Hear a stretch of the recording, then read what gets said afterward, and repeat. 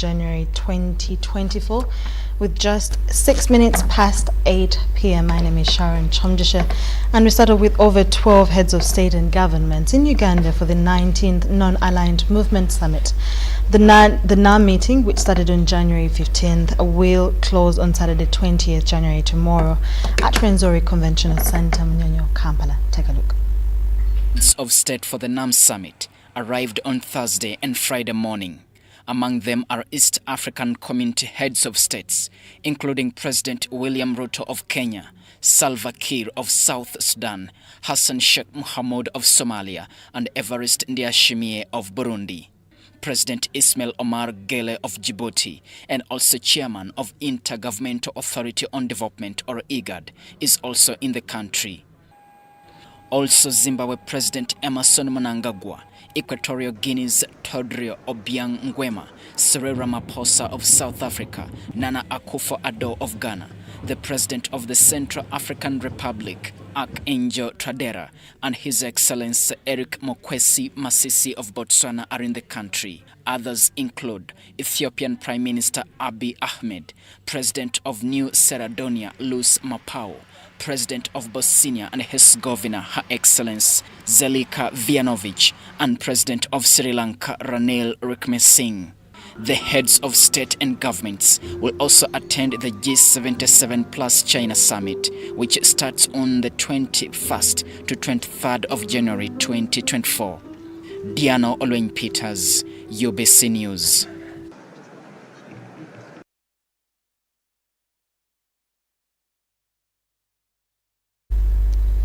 President Museveni has maintained his stance that the world should concentrate on addressing common human problems through trade, the advancement of science and technology to tackle human issues, environmental concerns, crime and terrorism. Take a look.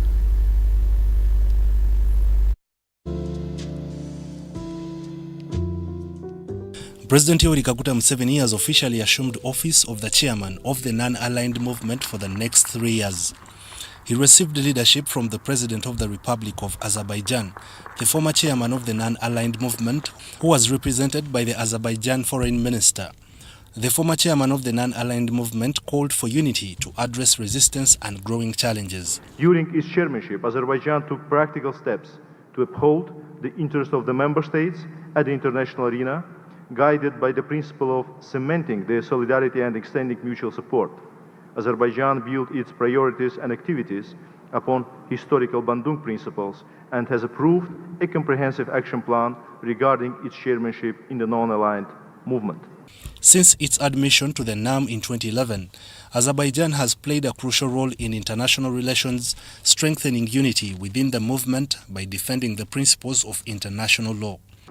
Admission of the South Sudan will be the first expansion of NAM membership in 13 years. Bringing the number of member states to 121. This proves a growing validity and increased importance of our movement in the international relations system. Azerbaijani chairmanship has made consistent efforts to promote the practice of demonstrating support to nominations of NAM member states to various positions in the international organizations. The Azerbaijan leadership expressed confidence in the upcoming leadership of President Museveni to steer the agenda of the movement. We are handing over the chairmanship to the Republic of Uganda with a rich, substantial and institutional legacy. We are confident that Uganda will spare no effort towards further enhancing the role and visibility of the movement and strengthening unity among its member states. President Museveni labeled NAM as a necessary antidote to the irrational polarization of the world between capitalistic Western countries and communist, mainly Eastern countries. We were the third generation of the African anti-colonial freedom fighters. The first generation had been the African-American Pan-Africanists such as Marcus Garvey, George Padmore, W.B. Du Bois, that had been joined by those who founded the African National Congress of South Africa in 1912. He emphasized that the direct colonization of Africa was orchestrated by evil imperialistic forces through forms of slave trade, worsened by chiefs and kings who out of selfishness could not unite and fight the oppressors. The second generation of the African freedom fighters were people like Mzee Jomo Kenyatta of Kenya, Mwalimu Nyerere of Tanzania, Nelson Mandela of South Africa, etc., who emerged in the 1940s. The president emphasized opting for political economics to discover the fundamental laws that govern the motion of society from one social system to another. This step discovered that man, who emerged in Africa, had been the main actor and coped with oppression by nature, including floods, droughts, diseases, wild animals, and earthquakes. Another form of oppression of man emerged. This was the operation of man by fellow men. So man had two problems now. Operation of man by nature, operation of man by fellow men. Museveni stated that societies advancing in science and technology lay a basis for positive social change and should be encouraged by the progressive forces of the world. This encouragement should be irrespective of the social systems of the concerned societies. He stressed that the world should concentrate on common human problems, achieving prosperity through trade, free from stereotypes that misrepresent the nature and ability of Africa. Here we are dying from food. We have so much food here. Africa has got everything. Here we have everything. What we need from other people are markets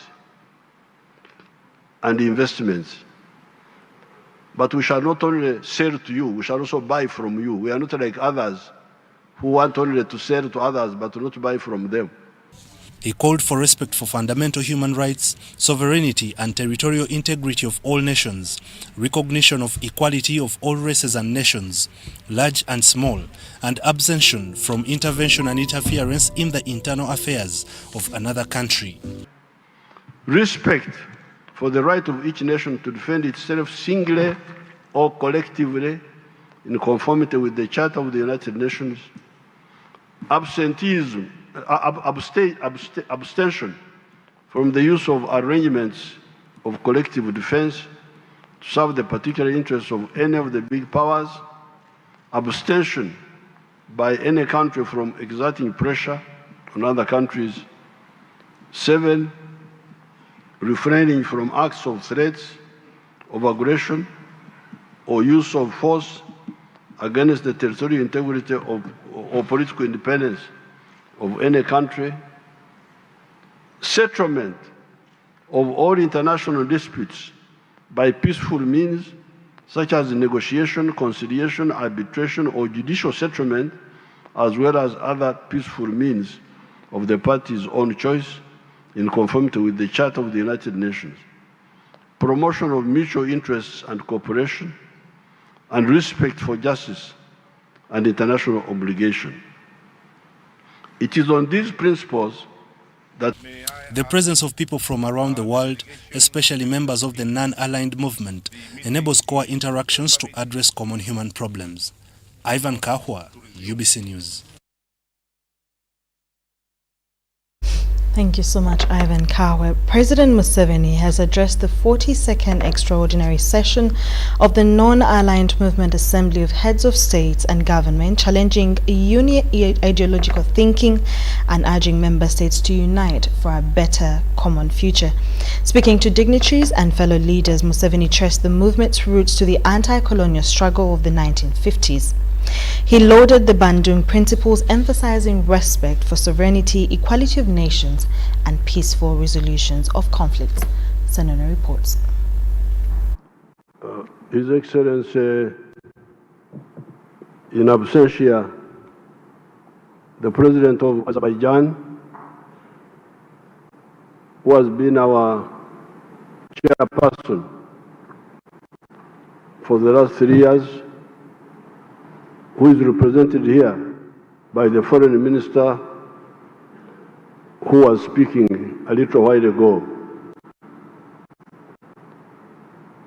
Excellencies, the heads of state and government, and the heads of delegations of the non-aligned movement. Excellency, representing the Secretary General of the UN, Antonio Guterres. Excellency Dennis Francis, President of the 78th session of the UN General Assembly. Her Excellency the Vice President of Uganda and all other government and party leaders of Uganda. Fellow Ugandans, ladies and gentlemen, it gives me great pleasure to welcome Your Excellencies, the heads of state and governments, and the heads of delegations of the non-aligned movement countries. This grouping of countries accounts for 4.46 billion people of the world.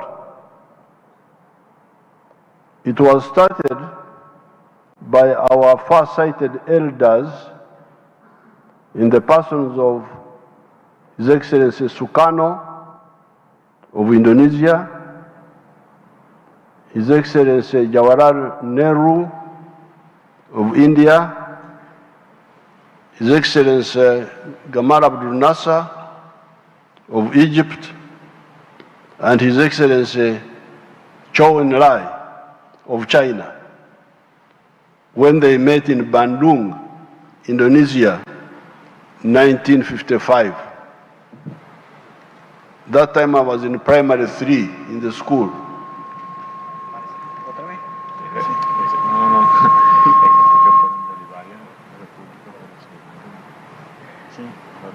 The first summit of the non-aligned movement took place in Belgrade, Yugoslavia, in 1961, and was attended by Afghanistan, Algeria, Burma, Cambodia, Ceylon, Congo, Cuba, Cyprus, Ethiopia, Ghana, Guinea Conakry, I think here we're talking of Guinea Conakry, India, Indonesia, Iraq, Lebanon, Mali, Morocco, Nepal, Saudi Arabia, Somalia, Sudan, Tunisia, United Arab Republic, Egypt, Yemen, and Yugoslavia. The emergence of the non-aligned movement was a necessary antidote to the irrational polarization of the world of that time between the capitalist Western countries and the communist, mainly Eastern countries. By the early 1960s, our student group was already beginning to be active. We were the third generation of the African anti-colonial freedom fighters. The first generation had been the African-American Pan-Africanists, such as Marcus Garvey, George Padmore, W.B. Du Bois, that had been joined by those who founded the African National Congress of South Africa in 1912. By 1900, the whole of Africa, except for Ethiopia, had been colonized.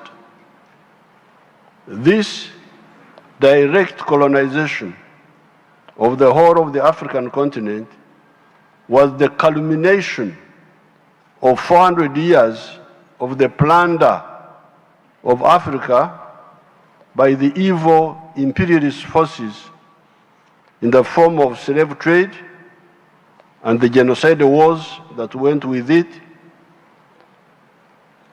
The newly discovered Americas, Asia, China, and the Pacific, Australia, New Zealand, and so on, had been similarly aggressed, colonized, semi-colonized, like in the case of China, and plundered.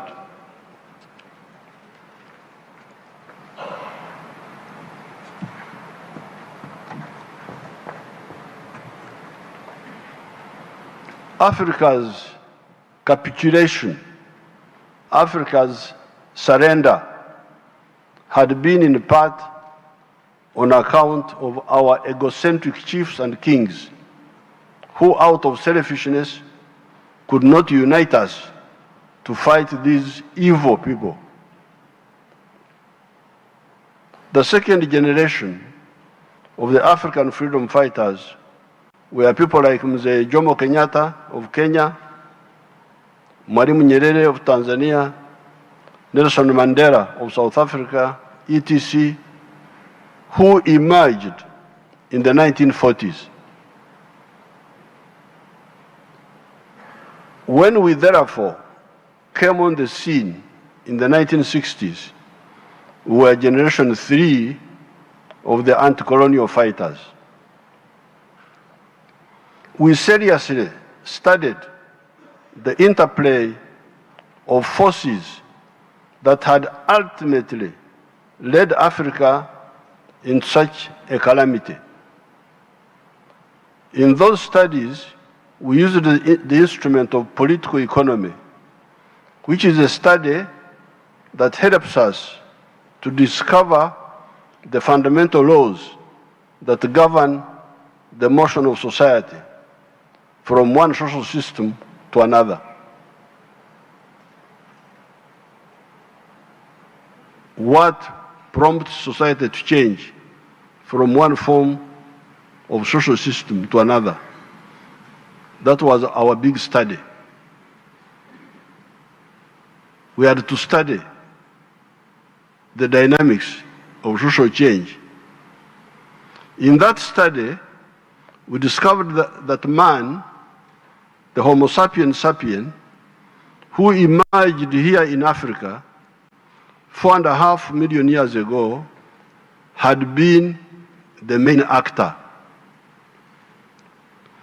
Initially, this wise man, that is what Homo sapiens sapien means, was coping with the oppression of man by nature in the form of the floods, the droughts, the diseases, the wild animals, the earthquakes, etc. These natural phenomena were, of course, oppressing other creatures, such as the wild animals, the plants, as well. However, those other creatures could do little or nothing to tame nature. The only thing they could do was to adapt themselves to nature in order to survive. That is how the beaver in the cold climates hibernates during the winters so as to survive. It is only man that has the ability to try and tame the natural phenomena and harness them to improve his quality of life. Why does man have this capacity? It is because of the 3 characteristics of man.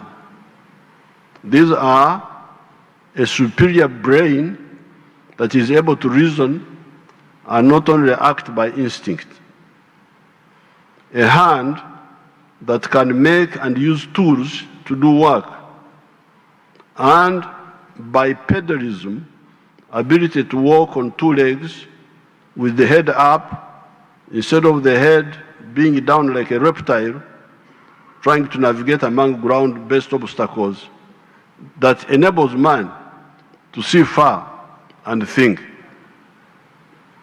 These characteristics enabled man to invent tools, starting with stone tools, wooden tools, iron tools, until today, when he is able to make tractors and machine tools, etc. These tools enabled man to make scientific inventions that precipitated qualitative and quantitative changes in society.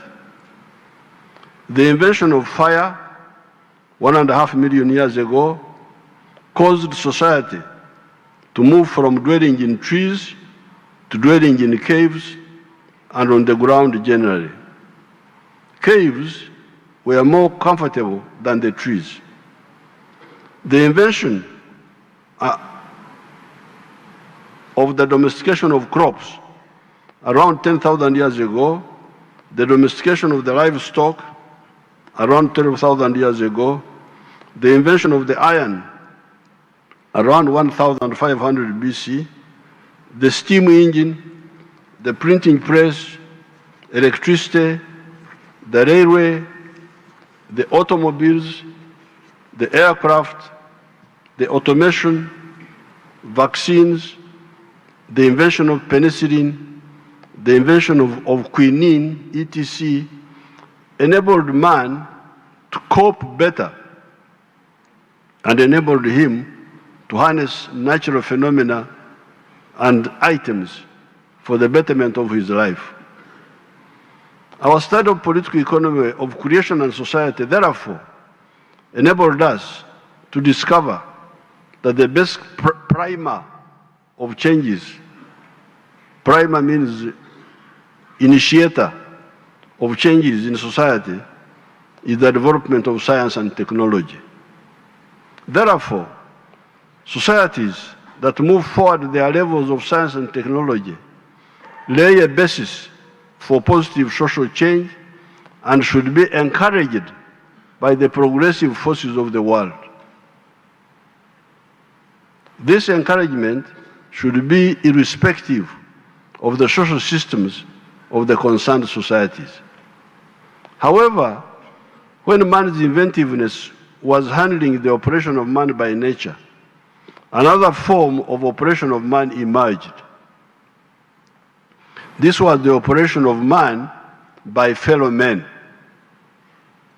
So man had two problems now: operation of man by nature, operation of man by fellow men.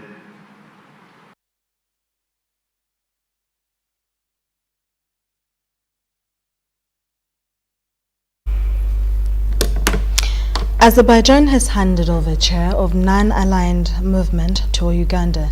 Azerbaijan assumed chair in 2019, leaving the mantle to Uganda for the next 3 years. Before handing over to Uganda's President Yoweri Kaguta Museveni, Azerbaijan's Foreign Minister, His Excellency Ceyhun Bayramov, who represented Azerbaijan President Ilham Aliyev, called on Uganda to strengthen unity among NAM member states. The Republic of Azerbaijan became member of the non-aligned movement in 2011 and secured the chairmanship of non-aligned movement in 2019. Kimono reports. We should stay united in the face of existing and growing challenges and endeavor to make our movement be capable of and sufficiently equipped in coping with them. 4 years ago, at the 18th summit of the NAM held in Baku, the Republic of Azerbaijan assumed the chairmanship of the movement, which I can proudly say in the past few years have become one of the key players in international relations. As the outgoing chair of the non-aligned movement, Azerbaijan has spared no efforts towards further increasing the effectiveness of and strengthening unity within the movement. I truly believe that the Kampala summit will become a privileged opportunity for us to take stock of the progress of our work achieved since NAM Baku summit and to further advance the objectiveness set therein. Before starting our deliberations, I want to draw your attention to the following. The list of leaders of the non-aligned movement member states who passed away since the 18th summit of the non-aligned movement held in Baku, the Republic of Azerbaijan, on 25-26 October 2019, has been circulated among all delegations. I invite all participants of this summit to stand and observe a minute of silence in tribute to the memory of those who lost their lives.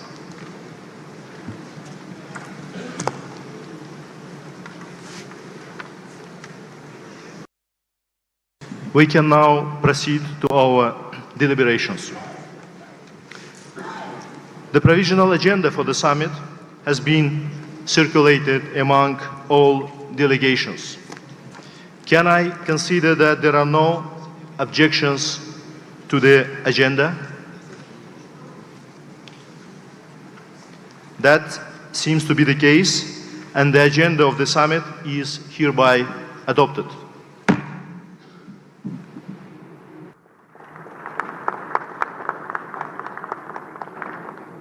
Excellencies, I am also delighted to share that during Azerbaijani chairmanship, we had certain milestone achievements towards enlargement of the movement. During our chairmanship, the non-aligned movement has been expanded in both its membership and observer composition. At the mid-term NAM ministerial summit held in Baku, the Russian Federation was granted an observer status in the movement. At the ministerial meeting of NAM Coordinating Bureau held in Baku in July 2023, we have agreed to forward the request of South Sudan, the only non-NAM member state from African continent, for full-fledged membership in the non-aligned movement to the Kampala summit. Admission of the South Sudan will be the first expansion of NAM membership in 13 years, bringing the number of member states to 121. This proves a growing validity and increased importance of our movement in the international relations system. Excellencies, these were some highlights from multidimensional and intense activities of Azerbaijani NAM chairmanship from 2019 to 2024. Excellencies, at this historic moment, after 4 years of proudly chairing the movement, we are handing over the chairmanship to the Republic of Uganda with a rich, substantial and institutional legacy. We are confident that Uganda will spare no effort towards further enhancing the role and visibility of the movement and strengthening unity among its member states. I would like to reiterate that although our chairmanship came to an end, our passion and determination for the success of NAM will always remain strong. We will continue to contribute to a just cause pursued by the movement within the NAM Troika. I wish the distinguished friends from Uganda all the best in their chairmanship and express our readiness to extend all the necessary support in this process. Azerbaijan is proud to take over a new important international responsibility. In fall 2024, Baku will be hosting the 29th Conference of Parties to the UN Framework Convention on Climate Change. As the host of COP29, we rely on precious support by the NAM member states and look forward to welcoming you to Azerbaijan. I thank you all.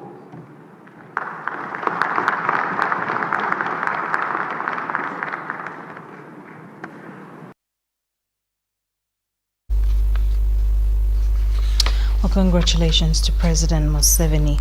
The transition of the non-aligned movement chairperson was a historic and symbolic handover of chairmanship of the NAM to His Excellency Yoweri Kaguta Museveni, President of the Republic of Uganda. Uganda has taken over the new chairmanship of the non-aligned movement from His Excellency Bayramov of Azerbaijan. President Bayramov embraced NAM membership during a critical era, demanding for united efforts to address today's global challenges.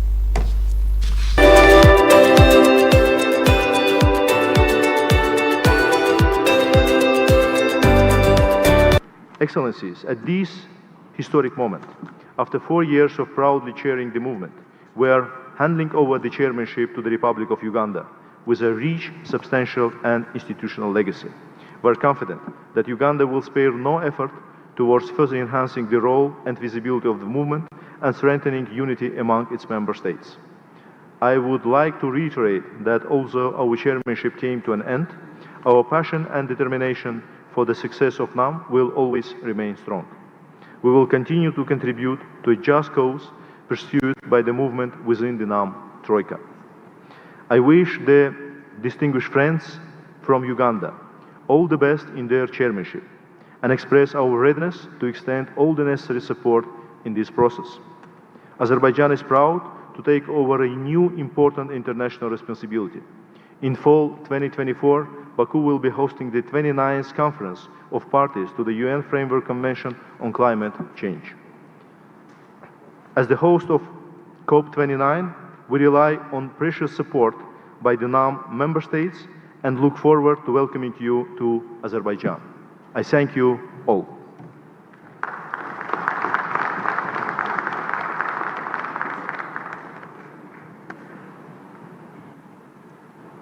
Ladies and gentlemen, the next item in the agenda is election by acclamation of the chair of the 19th Summit of the Heads of State and Government of NAM.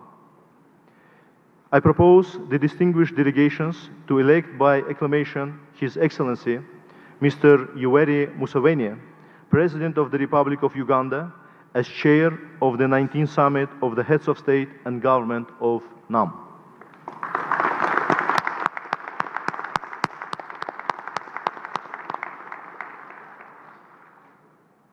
So I declare His Excellency, Mr. Yoweri Museveni, as the chair of the 19th Summit of the Heads of State and Government of NAM.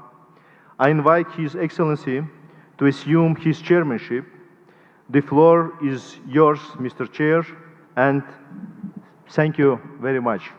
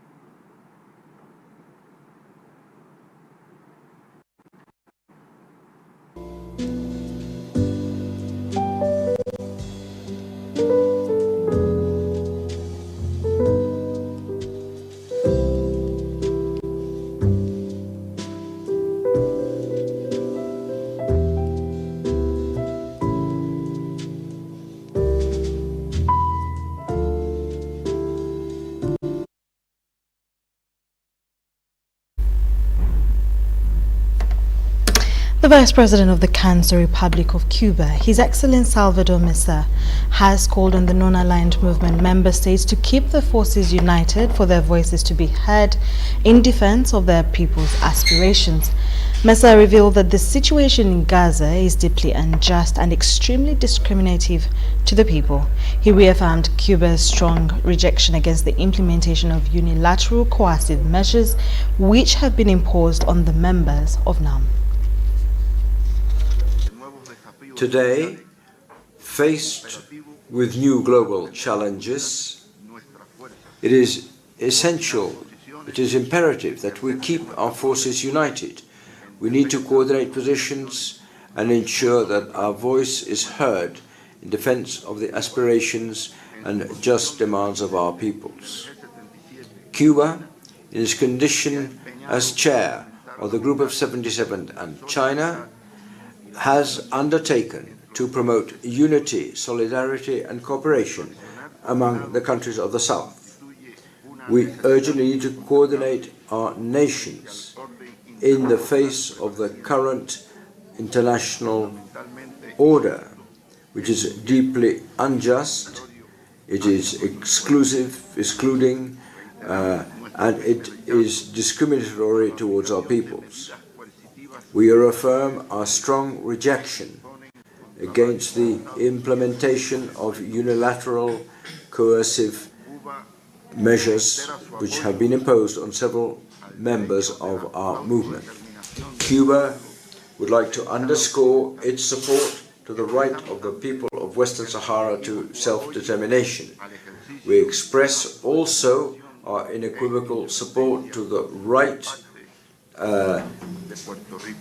of Puerto Rico to exercise its self-determination and independence. Excellencies, since last October the 7th, we have been witness to one of the cruelest genocidal acts ever to be recorded by history. With impunity and repulsive brutality, Israel has submitted the Palestinian people to a collective punishment that has already taken the lives of more than 20,000 innocent civilians as its toll. How can the Western countries, who claim to be so civilized, justify the murder of women and children in Gaza, the indiscriminate bombings of hospitals and schools, and the deprivation of access to safe water and food? We could further ask, as was done by the historical leader of our Cuban Revolution, Fidel Castro, in a summit like this back in 1979.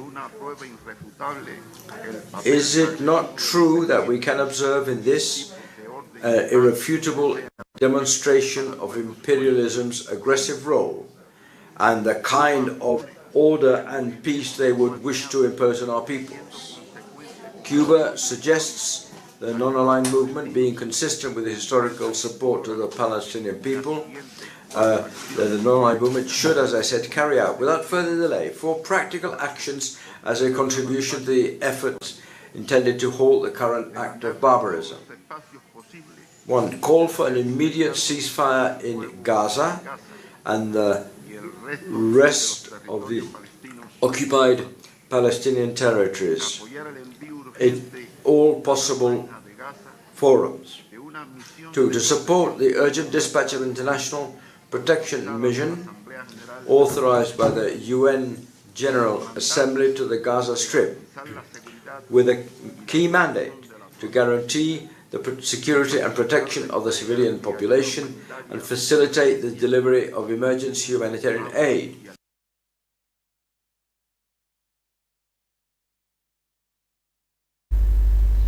In more news about the NAM summit, the President of the United Nations General Assembly, Dennis Francis, is deeply concerned and dismayed with the growing calamity in the Gaza Strip, calling upon the non-aligned movement to exert its influence in bringing a halt to the carnage that is hopelessly being witnessed. Dennis stressed out that the situation in Gaza beholds everyone to ask how much is enough and the real concept of enough. Setting.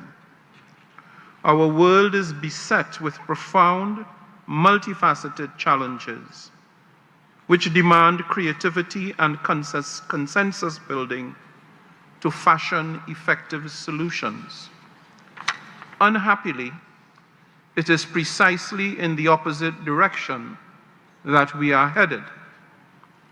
Widening inequalities are breeding fresh grievances, while mistrust and geopolitical competition are hampering efforts to realize our aspirations of achieving sustainable development by 2030.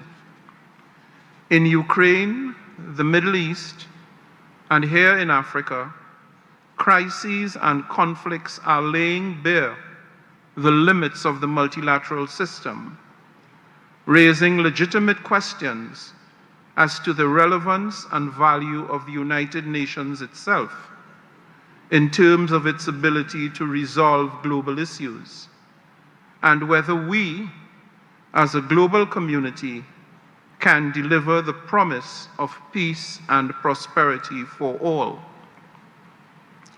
There is no doubt that the world is deeply fragmented, complicating the mission and undermining the traditional mechanisms adopted by the United Nations in addressing major problems.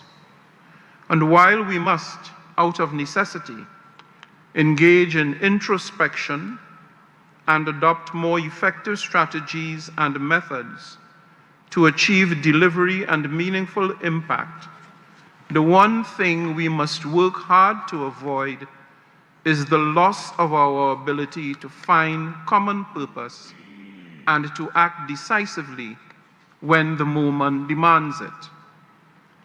I must tell you that I'm deeply concerned and indeed dismayed about the ongoing calamity in the Gaza Strip. And so I call upon this movement to exert its influence in bringing a halt to the carnage that we are haplessly witnessing. That situation behoves us to ask, how much is enough? And does the very concept of enough even exist in this setting? Looking to the future of the region, I reiterate my urgent call on all parties to refrain from any action that could further spill over into neighboring countries. The General Assembly, encompassing the voice of the vast majority of member states, has been clear. In that regard, I renew the demand for an immediate humanitarian ceasefire and for the release of all hostages. This stands as the only credible course of action to authentically address, let alone resolve, this conflict. The wanton prosecution of violence only inspires intergenerational and cyclical appetites for retribution and reprisal. After various iterations of war over several decades, I am convinced that a negotiated political solution is the sole path through which both Israelis and Palestinians will see realized their fundamental right to a life of peace based on the two-state solution. As President of the General Assembly, I will support and encourage any and all initiatives to that end. You can count on me to remain steadfast in that commitment. It is precisely for these reasons that I chose peace as the first of 4 priorities of my presidency, reflecting its foundational importance as a prerequisite for achieving prosperity, progress, and sustainability for all. The history of NAM itself teaches us important lessons that remain valid today, bearing in mind that the movement was formed at a time of unprecedented global division, when the world appeared to be on the brink. Given NAM's commitment to and advocacy for peace, representing more than half of the global population, it has an indispensable role in guiding our world pragmatically towards a more secure, more just, and more prosperous future for all, where harm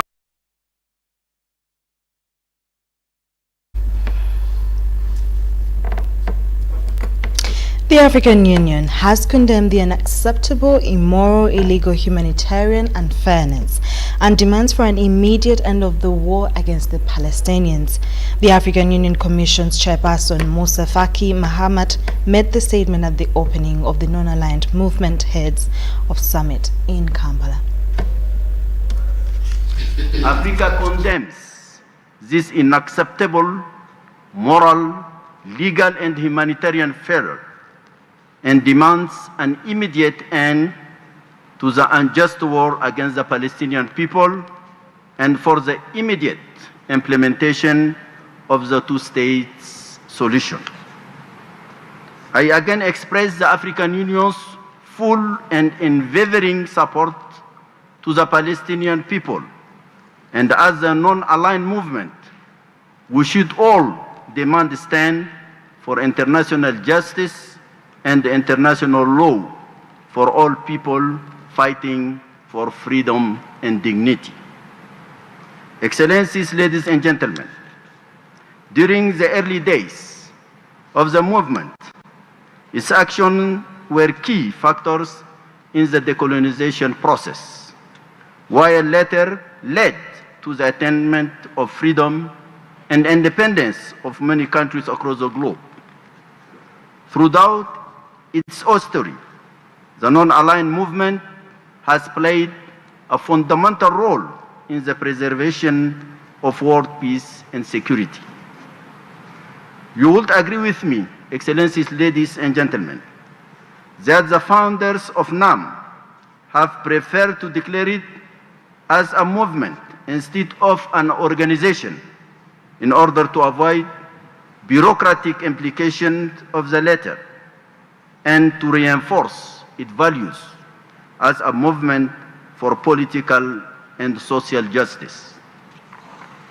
The membership criteria formulated during the preparatory conference in Cairo, Egypt in 1961 shows that the movement was not conceived to play a passive role in the international politics, but to formulate its own positions in an independent manner so as to reflect the interests of its member states. Much has been achieved, but we continue to face many challenges, old and new. Current challenges facing NAM include the necessity of protecting the principles of international law, eliminating weapons of mass destruction, combating terrorism, defending human rights, working towards making the United Nations more effective in meeting the needs of all its member states in order to preserve international peace, security, and development, as well as justice in the international economic system. The climate change crisis is a new but urgent global challenge. Excellencies, ladies and gentlemen, Africa has surmounted numerous challenges in the past from which the continent has learned key lessons as it gears up to build the Africa we want and the Africa we deserve, as outlined in our Continental Development Agenda, Agenda 2063. The African Continental Free Trade Agreement, launched by the African Union, represents a global market of more than 1.3 billion people to boost intra-African trade, but also with the world to deepen cooperation for shared affluence. Despite this progress made, many African countries are still facing different forms and magnifications of terrorism, as well as transnational organized crime that risk to undo the important developmental gains on the continent.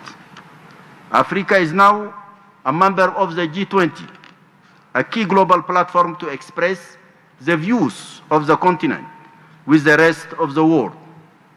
However, the reform of international global political, financial, and economic institutions to ensure global equity remains a priority for Africa and the global South.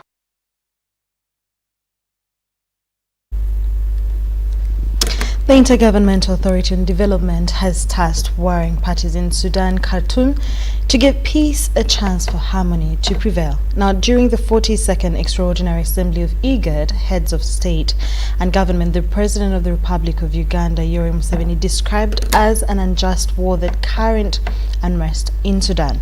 The engagement was chaired by the President of the Republic of Djibouti and Chairperson of the IGAD heads of state and government, Ismail Omar Gule, at State House in Entebbe. It is a document of 4 pages. 2 concerns of unrest and instability in some IGAD member countries are highlighted. First, there is a recent tension between Somalia and Ethiopia. This is due to a memorandum of understanding reached between the latter and Somaliland. The adoption of this joint communique was a culmination of a day-long meeting among IGAD heads of state.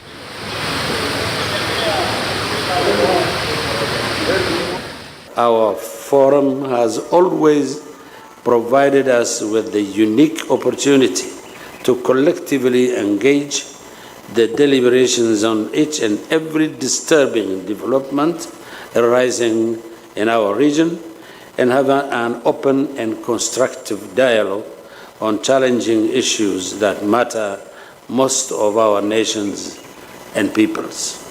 Some special envoys also attended the meeting. They all agreed on resolving this without escalating tensions. We are particularly concerned that the increase in tensions over the Memorandum of Understanding threatens to disrupt the fight that Somalis, along with Africans and regional and international partners, including the United States, are waging against al-Shabaab. We have already seen troubling indications that al-Shabaab is using the MOU to generate new recruits. The African Union support and continue to work with the regional body IGAD to achieve our shared objectives. This imperative is not only the one that guarantees the interests and the fundamental rights of both countries, but is also essential to ward off all attempt at external interference. I urge the leaders of both countries, Ethiopia and Somalia, to engage without delay on this path. This similar appeal was extended to Sudan, whose national leaders continue to cause instability. They say continuous fighting is unfair to the innocent countrymen and women. We describe it as an unjust war. We freedom fighters pay a lot of attention to those words. When we were fighting for freedom, our anti-colonial wars were just wars, because we were fighting for justice and we could not get it by any other means. Since the outbreak of the war, the Sudanese people have been subjected to immense suffering. I call on the leaders of these warring parties to take immediate action, solid steps to end this suffering by the signing and diligent implementation of a cessation of hostilities agreement. This is ideological shallowness in our view. So therefore, in our discussion, we captured this, and we really think the parties involved must stop these unprincipled wars. We call these types of wars unprincipled wars. All these are serious concerns. Hence, this joint communique presented at State House Entebbe in Uganda emphasized that the Republic of the Sudan does not belong to the parties to the conflict only but the Sudanese people, and reiterated their call for an immediate and unconditional ceasefire, as well as cessation of hostilities to end this unjust war affecting the people and the Sudan. Also in attendance were other presidents, including Kenya's William Ruto, South Sudan's Salva Kiir, and Somalia's Hassan Sheikh Mohamud. Henry Okrut, UBC.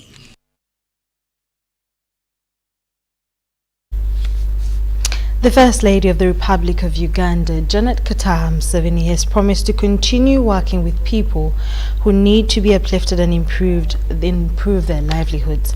Mrs. Museveni was speaking during a luncheon held in honor of the visiting spouses of heads of states and government at the 19th Non-Aligned Movement Summit. The luncheon was held at Kampala Serena Hotel.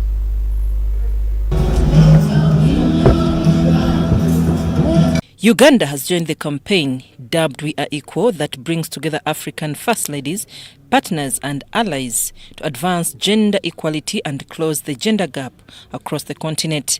The campaign is led by the Organization of African First Ladies and looks at equality in all aspects of life to build a future that enables all Africans to thrive. The First Lady, Janet Kataha Museveni, has signed on this campaign, which makes Uganda the 13th African country to join. Thank you, Mama, for signing. We shall continue. This was during a luncheon held at Serena Hotel in Kampala in honor of the visiting spouses at the 19th Non-Aligned Movement Summit taking place at Rotary Convention Center, Munyonyo. The First Lady, Janet Museveni, gave an account of her space in leadership that she has used to motivate people and communities. Once people are convinced about the benefits of change, it results in exciting developments, as you have witnessed in the documentary. Every time I visit a community we have been working with and see the excitement in the faces of motivated people, and then recall how they were at the beginning of our development programs, I feel humbled and grateful for the opportunity I have been given to participate in this work in our country. It is work that gives people hope as they learn better methods of growing food, of taking care of their homesteads, of taking care of their children, and seeing them survive and seeing them thrive, discovering the value of education, and often even acquiring the skills to earn an income from the work they do. The First Lady of Burundi also displayed a mini documentary that showed her commitment in the empowerment of women and girls since she became First Lady in 2020. Mrs. Sadia Shahal Malik, spouse to the Minister of Foreign Affairs of Singapore, says they have strived and now have a high number of women employed, coupled with making legislative amendments to protect women. That we already passed the Women's Charter, and since then we have made significant progress in advancing women's opportunities and status in our Singapore society. And today we have very high employment and literacy rates for women. In fact, it's been reported by UN Human Development Report that Singapore ranked 7th worldwide in terms of gender equality. The many helping hands approach, public, people and private sectors, we work together for the advancement of women. And recent years, we have made significant legislative changes in terms of protecting women against harm and violence. The Executive Secretary, Organization of African First Ladies, Dr.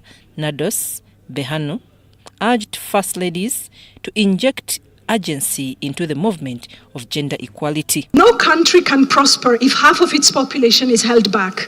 Despite steady progress on gender equity in African countries with the smallest gender gap in over a decade, women and girls continue to face discrimination and violence, hindering them from realizing their full potential. Cognizant of this fact, African First Ladies decided to embark on a continent-wide unifying campaign that we call #WeAreEqual to inject urgency into the movement of gender equity. It's time to dismantle the barriers holding African women and girls back and build a more equitable and just society for our continent. The luncheon for spouses of heads of state and delegations was organized under the theme Empowering Women and Girls for Development. I'm Navka Farida and Juma Samba in Kampala.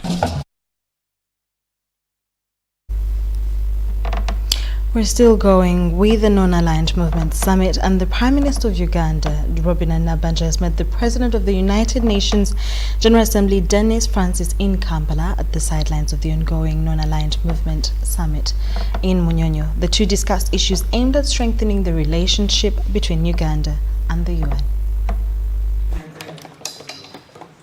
The Prime Minister, Robin Nabanja, told the UN General Assembly President Denis Francis that Uganda is incurring a lot of losses due to weather changes, despite Uganda contributing little to greenhouse gas emissions. We are also experiencing harsh conditions of the environment. We used not to have floods in our country. So because of changes in environment and weather conditions, we now have started getting floods in our country. We have almost a region adjacent to Mount Elgon. We have to relocate those people at the office of the Prime Minister. because a number of them had been, they died because of floods and landslides. Yes. His Excellency Denis Francis lauded Uganda for its efforts towards the implementation of the UN Sustainable Development Goals and congratulated it for hosting the two global summits. So, Uganda will have a critical role because you are now the chair, taking on the chairmanship of the G77 in China. And I can commit to you that my presidency and my team and I are fully ready to support and to encourage any work and initiative that Uganda wishes to take forward that will empower the G77 and China. Nabanja also met the Vice President of Turkey, Kevet Yilmaz, at Munyonyo and discussed matters of mutual benefit. Something, or this is political preference? We also have some technical backup. Okay. I want to first of all welcome you. Thank you. To our beautiful country. It is really beautiful. Yes. This is the first time I am coming here from the plains. It is wonderful. Later in the day, the Premier also met the Foreign Minister of Pakistan, Jalal Abbas Jilani, who is leading the Pakistan delegation to the non-aligned movement in Kampala.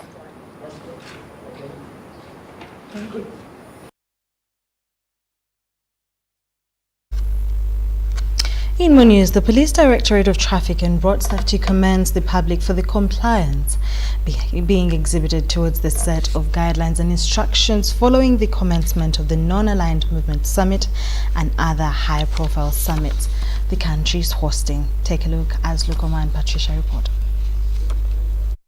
Uganda Police Force Directorate of Traffic and Road Safety issued various road guidelines that have been key principles in aiding traffic flow during the prevailing summits. As we planned, the traffic plan is going on very, very well. We have not closed any road.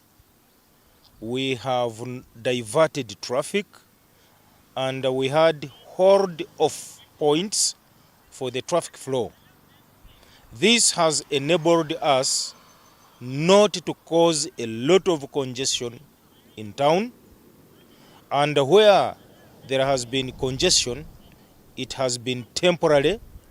After the motorcades leave, we clear that congestion. At the Northern Bypass and Entebbe Expressway, smooth traffic flow has been registered, and the Director of Traffic, Lawrence Newabine, attributes this to the compliant behavior that's been exhibited by the citizens since the delegates' arrival for the ongoing summits. The traffic management has been good, and we hope we shall come out of this operation when we have not registered any road crash along the summit route and also along other routes used by delegates. Police urges motorists, especially border riders, to maintain road discipline and compliance to road guidelines even after the conclusion of the summits. The border leaders, I appeal to you to continue talking to several of these riders that they should also behave. Otherwise, we shall also use other methods and we can discipline them, but after impounding their motorcycles. That is the level we would not like to go to. The public is cautioned to plan for their journeys ahead of time in order to avoid any inconveniences. So far, no major incident has been registered on gazetted routes for delegates. I appeal to the motoring public to wake up early or to plan their journey early enough. And if they are going to the Entebbe International Airport, they should move early, maybe as 3 hours before their flights. We have, the airport is not closed, it is open, So we appeal to those with flights to really move early enough so that they can catch their flights. Patricia Nandago for UBC.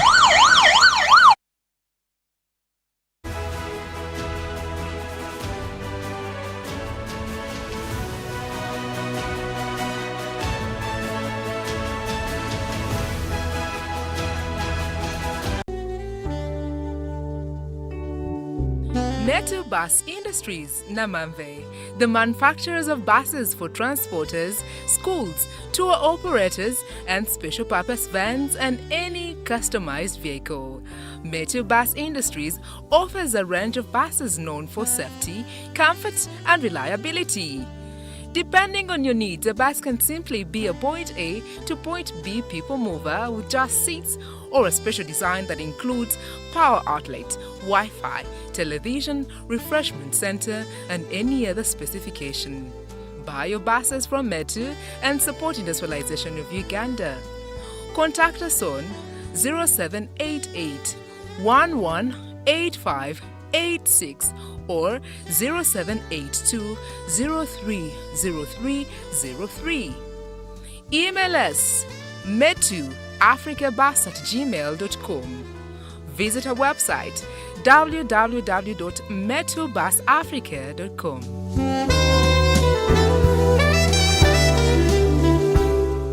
When it is KB o'clock, you need more from your voice bundles. That's why MTN is offering you more minutes across all networks that don't expire. Buy the new 90-minute Freedom Bundle at 5K or the 200-minute bundle at 10K and just with no limit.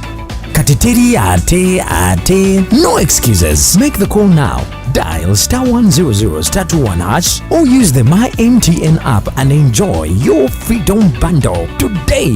MTN. Together we are unstoppable. Terms and conditions apply. MTN is regulated by the Uganda Communications Commission. Have you packed more with Harbour jelly and Harbour foam? Yes, we packed. It will protect your skin from skin rashes. More with pack. It is a new improved more with Harbour jelly. So soft and smooth. It is a more with Harbour jelly. Tell me, kids, the sense.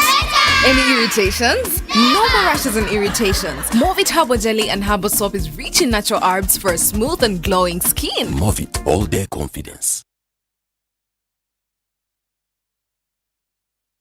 Hi Fifi, how are you? I'm fine. Baby, whenever I eat chips and chicken, I feel stomachache, joint pain and body weakness. My dear, go to Timex Nutrition Center and learn the best food for your body. And get treatment according to your blood group. Are you sure? Yes. By the way, do you know your blood group, genotype, and how much you need to exercise? Come to Timex Nutrition Center for professional advice on how to manage your health and immune boosting. At Timex, we treat diseases like diabetes, arthritis, ulcers, obesity, pressure, and many more. For details, find us at our headquarters in Kampala on Nasa Road, Conrad Plaza, 2nd floor. We also have a branch in Barara, or call us on 0758 819952 or 0778 288361. Timex, be your own doctor.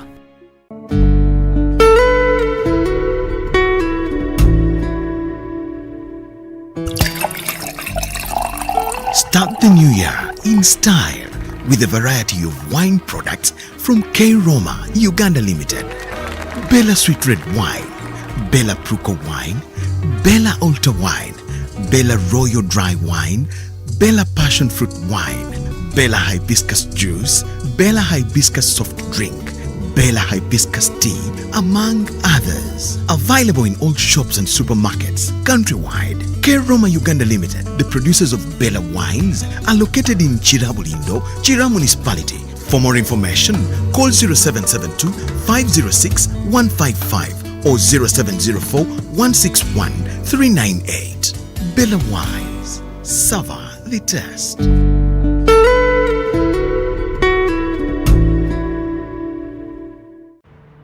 The energy of this land comes to life in dreams and memories. It lights up in these nights and leads us to new horizons. It pushes us to go further and see bigger. The energy of this land comes from here. It comes from Africa, and it vibrates in each of us. Empowered by Africa. Oryx Lubricants, powered by Africa.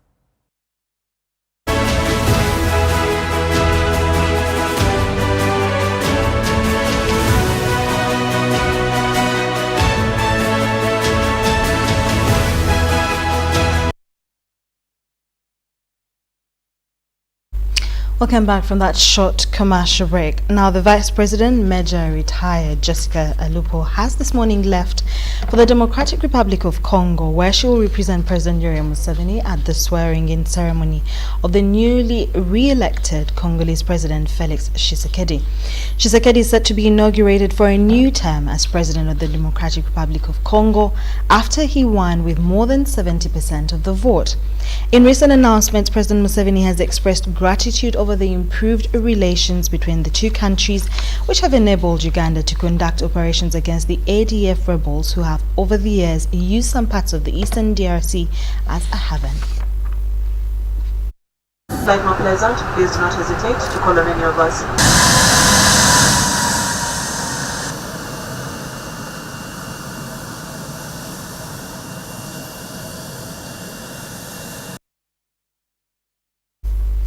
Moving on from that, on a sad note, the body of the late former Member of Parliament, Cecilia Ogwal, will arrive in Uganda on Sunday, the 21st of January, ahead of the burial on the 26th of January 2024.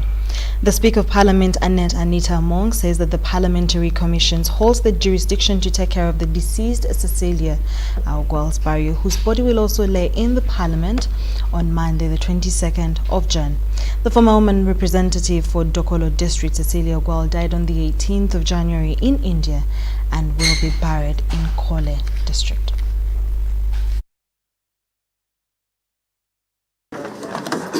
A detailed program for the send-off of the late Cecilia Ogwal, former woman member of parliament for Dokolo District, is out. On 21st January 2024, the body arrives at Entebbe aboard Emirates at 2:10 p.m. Speaker of Parliament, Annette Anita Among, says Parliament through its legal premises will take care of the burial of the fallen national heroine who has been described as a distinguished and intellectual leader. It is also a long tradition in Parliament that the institution takes a center stage in organizing the send-off of a sitting member, and I'm saying a sitting member of Parliament, and it might has been a sitting member. Cecilia Ogwal died on Thursday, 18th January at the age of 77, and the body will lay in state in the Parliament of Uganda on Monday, 22nd January 2024. Like the unifying person that she was in life, I ask that we continue to celebrate her legacy. The body will be taken to Dokolo via Soroti for a vigil at Adok sub-county, Dokolo District. The late Cecilia Ogwal holds a legacy in advocating for education of the girl child since her times of elementary education. And you ask yourself, Speaker, you are young.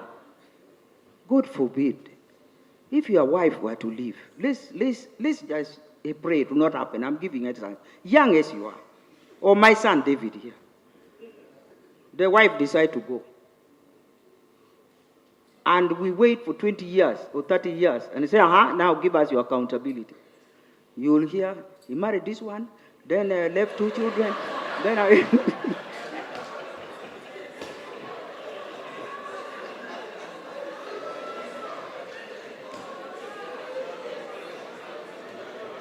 So really, and why I'm saying this, I want the Ministry of Education to stand up to the call we are making today. Let us increase the budget on girl child education. The deceased will be buried in Kole District on 26th January 2024. Cecilia team Barbara Ogwal will be remembered both locally and internationally through her tremendous contributions in the urge for a democratic and prosperous Uganda. I came to know her because when I started doing my sugar factory in the northern Uganda, where I have had a lot of challenges, and especially in the parliament. But for her, she always saw that she was an entrepreneur by herself, where she had in lira millers and do a lot of things into value addition.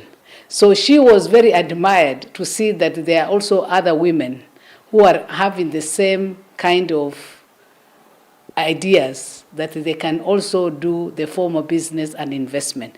Earlier on, the Speaker of Parliament, Anita Among, held bilateral talks with the Vice President of the Socialist Republic of Vietnam, Von Thiac Xuan, who is in Uganda for the Non-Aligned Movement Summit happening in Munyonyo, Kampala. Enhancing technology and agriculture through collaborations between the two states topped the agenda of the meeting, which happened at the Parliament of Uganda. Uganda being a part of Africa, Uganda thì là một phần của châu Phi. We have everything. Và như đã nói sáng nay thì ở đây chúng tôi có tất cả mọi thứ. All we need is market for what we produce in Uganda. Cái chúng tôi cần chỉ đơn giản là có những cái thị trường xuất khẩu And sản the phẩm market tốt. can only be good from your country. Và Việt Nam chắc chắn là một trong những cái thị trường rất là quan trọng đó. And that is if you give us a conducive environment for us to be able to sell what we have. Her Excellency Von Thiac Xuan held the cooperation between Uganda and Vietnam, acknowledging the untapped potential for further collaborations. Thứ hai là với vai trò của Việt Nam và Uganda ở khu vực hiện nay, thì tôi mong rằng hai nước chúng ta tiếp tục ủng hộ nhau trên các cái diễn đàn đa phương nói chung, cũng như là các cái diễn đàn liên nghị viện của Quốc hội. And given the profiles and stature of Vietnam and Uganda in our respective regions, the two countries should continue to support each other at multilateral forums and interparliamentary cooperation frameworks. Thứ hai là chúng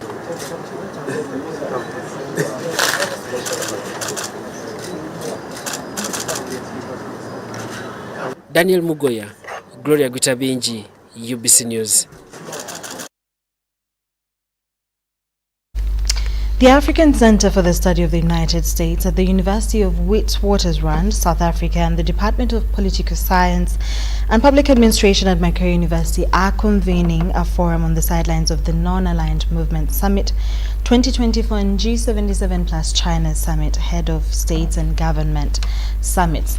The forum took place on Friday, today on the 19th of January 2025 at Macquarie University, and majorly dwelled on issues of Africa in the Global South, advancing African agency and amplifying the African voices.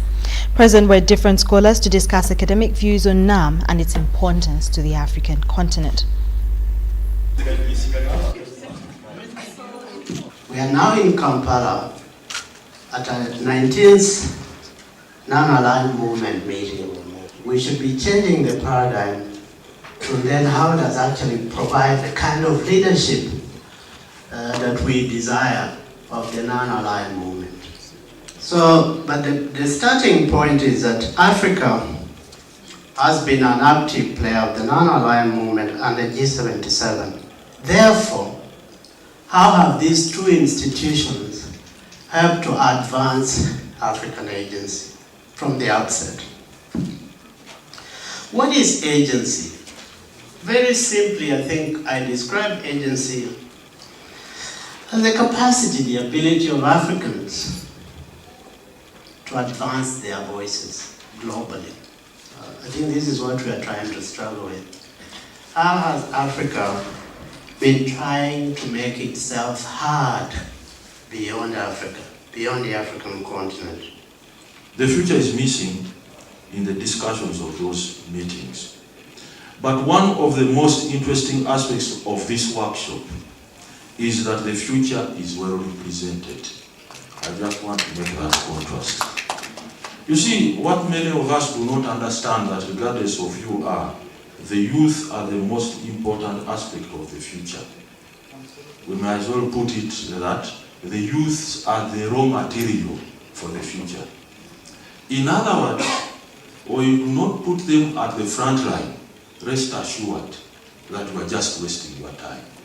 And as the college, we are really committed to advancing what we have called the African voice and African intellectualism.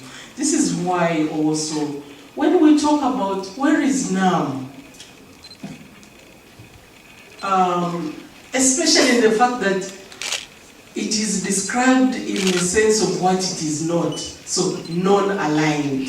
And I think the question that people in the room have asked, what are we aligned to, should be the most important question, as opposed to what you're not. And as Africans, I think one of the things that we shall have to do is to go beyond the buzzword of decolonization and really mean business. How do we mean business? We mean business by actually revalidating African epistemologies. Nobody else will change our situation. It is us, the Africans.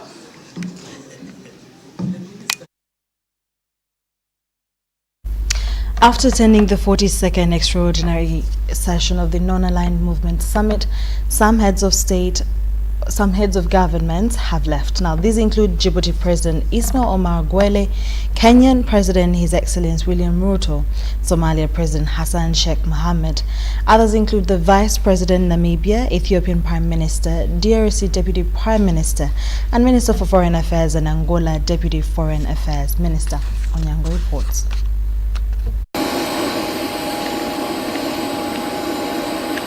Thank you for watching UBC from the first day up to where we are here today on the 19th of January 2024. We are still coming to you from Entebbe International Airport, mainly here at the VVIP terminal. For the entire Friday, we have been witnessing the departure of heads of government or state, even VVIPs who are leaving Uganda probably to go for other engagements. Though the good news is that these people might the following day again return to Uganda to wind up the program of NAM and G77 plus China. This includes, among those who have left this afternoon, is the President of the Republic of Kenya, Samoei William Ruto.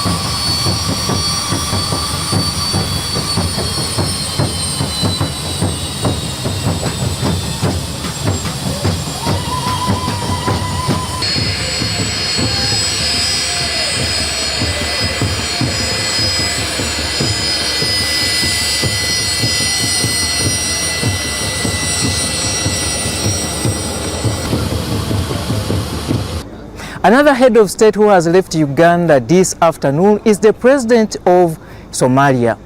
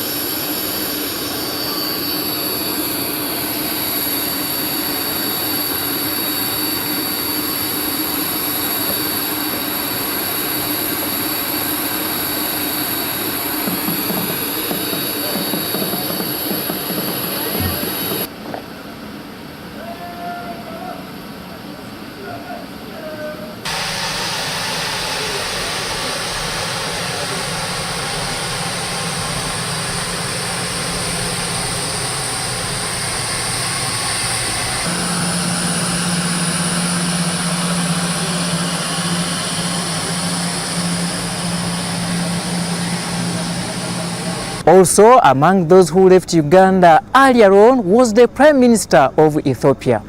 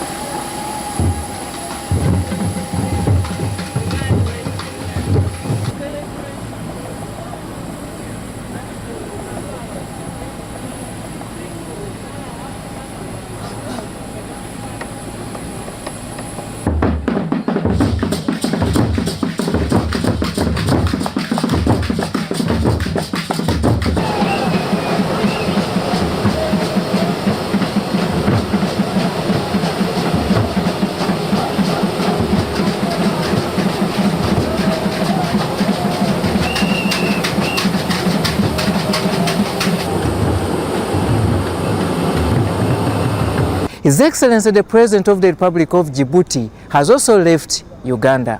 Similarly, the Vice President of the Republic of Namibia also left Uganda for other engagements.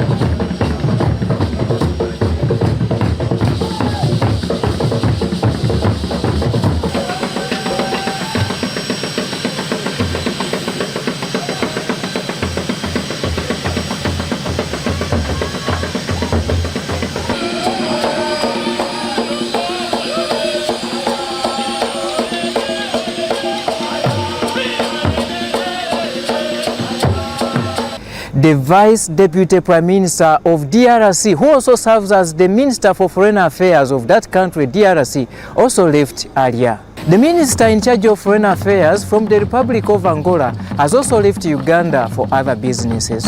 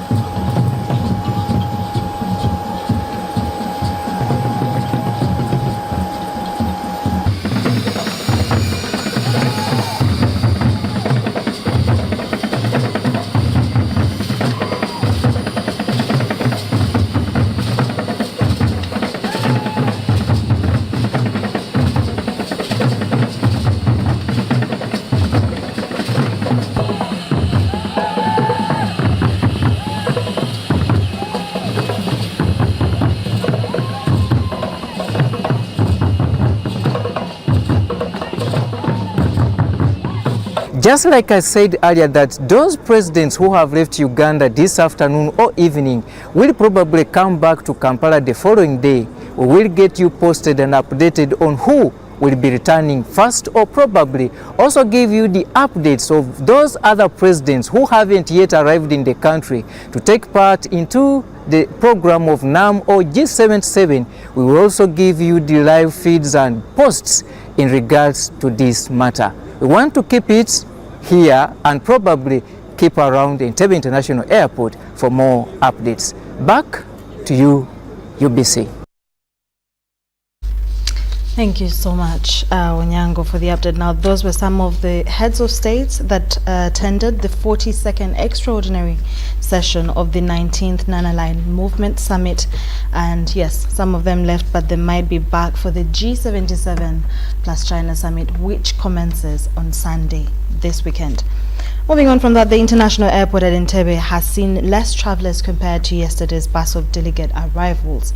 Ambassador Johnny Muhindo at Uganda's Foreign Affairs confirms that departures totaling to more than 20 guests that came to attend the first days of the Non-Aligned Movement Summit. Our reporter Mark Wadulo interacted with some of the airport staff on the NAM experience.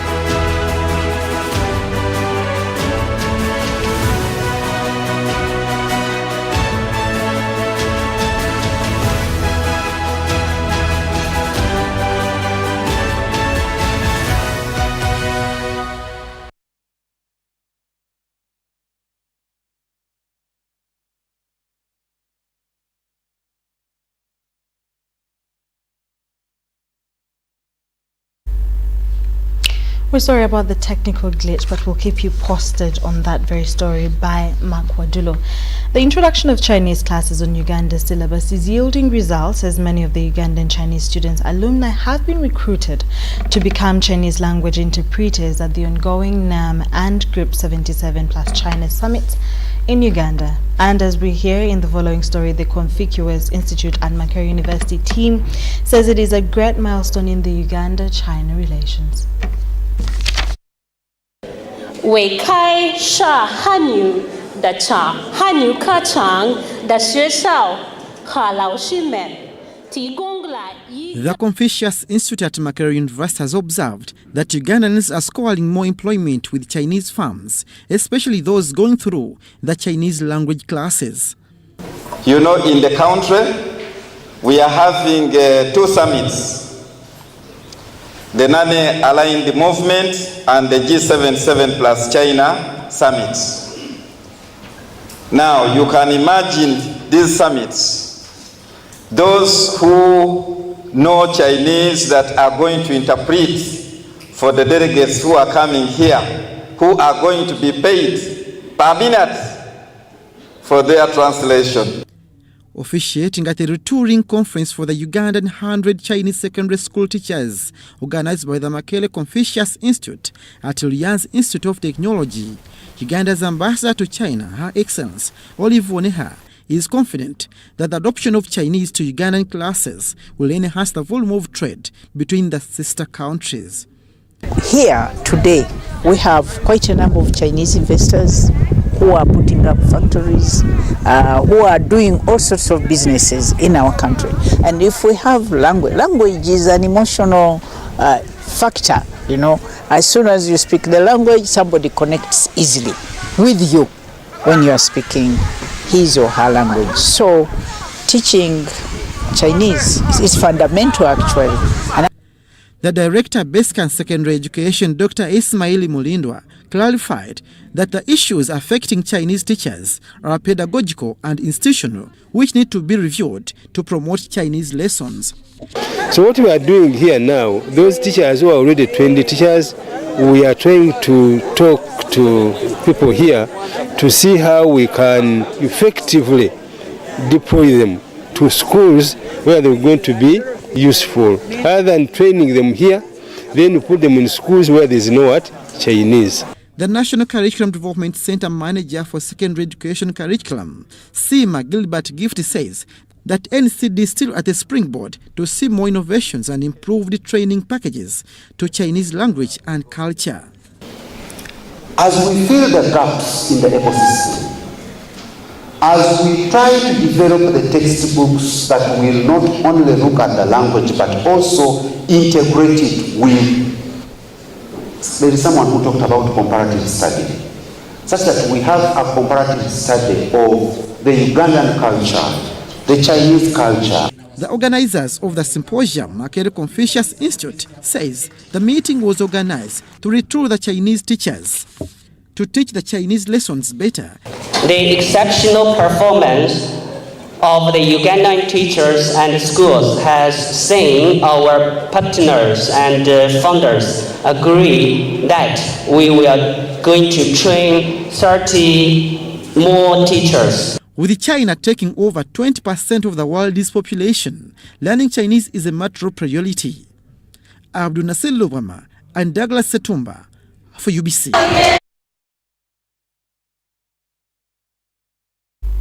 I remember the story that had a glitch where our reporter Mark Arnold Wadulo interacted with some airport staff on the NAM experience. Well, here it is. Take a look. Here at the commercial wing of the Entebbe International Airport, I must say that activity has subsided, of course, basing on the fact that yesterday was one of the busiest days this airport has ever had since the year began. And of course, since also launching the new airport terminal that we have right there. Now, of course, most of the activity is in Munyonyo, and we must say that we are proud of the president for, of course, taking on the new chairmanship, but also in his speech, being candid on the new issues that are arising on the international scene. Of course, some are new, some are old, but much said he was very candid and bold when he was addressing them. I've also had a chance to talk to some staff here at the airport to share their experience on how handling the NAM and G77 summits has been so far and what differences this summit has brought at the airport. Hello, madam. What's your name and what do you do? Bugendage Oliver. Okay. I'm working at airport. Okay. I work as a cabin groomer in Menzies Aviation. Okay. Yeah, that's all about Olivia. All right. So what has been your experience here at the airport exactly in terms of the guest arrivals and what has been your busiest day, things like that? Just give me an insight since Monday or Sunday. Since Monday. Yes, what I can talk about, it's all about the flights we have been operating, like Emirates. Emirates brought some of the presents, and also some airways like Qatar and even G9 and even ET. It has been all those aircrafts. They have been incoming with all the presents. Anyway, in such. Ever since, anyway, I'm in Uganda and I'm a Ugandan. So I've seen some of the presidents of different countries. And from Monday, since this month started, we have been busy at the airport. And since Monday, the airport has been busy because of the NAM. Would you say that this has been one of the busiest seasons the airport has had in a long time, or what do you say about that? Yes, it has been the busiest part of the month because NAM, it has brought many things, and it's like togetherness with Ugandans and even other countries. Yeah. So how usually do you get this busy in the year?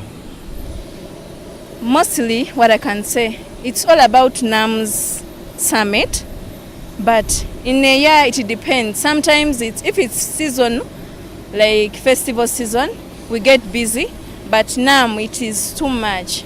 It is too much. So NAM has even superseded the festive season. Yeah, NAM it's too much. Ever since January started, they have been working on NAM's summit. Up to now, it has been a busy concert at airport. In your office or in your company, what are some of the things that you have done to make sure that you prepare for NAM a little different from the way you usually do the normal? Like in men's aviation, because as I told you, I work in men's aviation. Yeah. Most of the aircrafts we operate on, they've been bringing in the presidents of different countries. So it has brought us to be busy in our company. And it's like our company, it's a priority to those all aircrafts which has been bringing in the presidents. Okay. Yeah. What does your company do? I see your company is called Menzies Aviation. What does Menzies Aviation do? It operates on most of the aircrafts at the airport in Entebbe, Uganda. And when you say operation, what do you mean?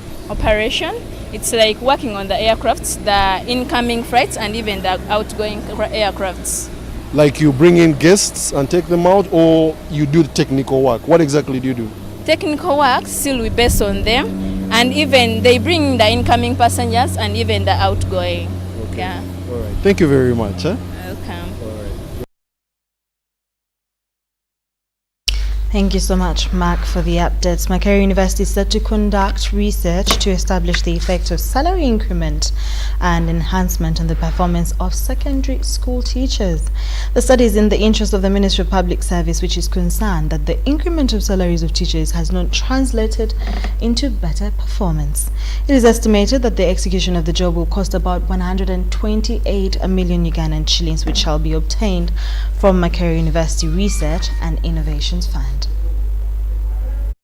Makerere University Vice Chancellor Professor Barnabas Nawangwe has asked for an increment of the budget the government allocates to the university for research and innovations.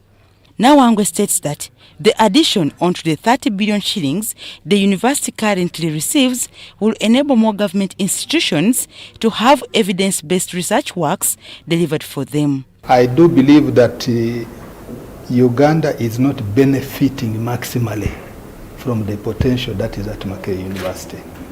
And basically what we are saying is if we want to be research-led, then we must have a supporting structure so that we cease behaving like an ordinary university, which is just teaching and doing a bit of research.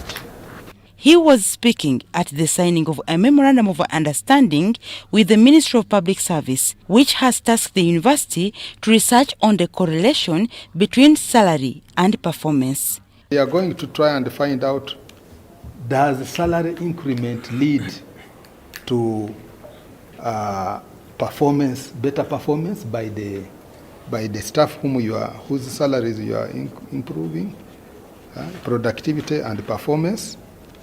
Or does it not have any effect, and maybe then somebody else will then go and check it? So what is the problem in the case the salary increment is not? So I think this is extremely important, because the issue of salaries for teachers, I think, is the biggest headache for government. I would also think that maybe there's a need also to study the question of absenteeism, because many times I see in the papers people discussing absenteeism of teachers, especially in the rural areas. What is the problem? Are they drinking too much? Or are they trying to teach in so many schools?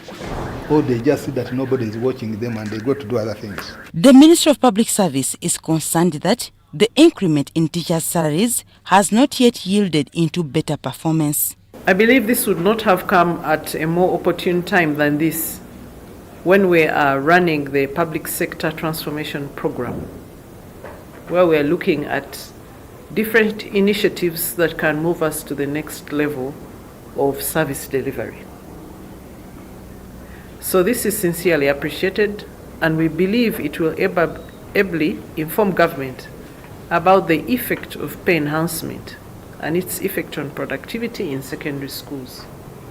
This has been a very hot issue because of the science pay, and there are a number of effects that are happening, which I would call, as of now, hearsay, until we get the facts through the research. Thank you for the partnership. The funds for research will come from Makerere University Research and Innovations Fund, dubbed MACRIF. Dorcas Kimono, UBC News.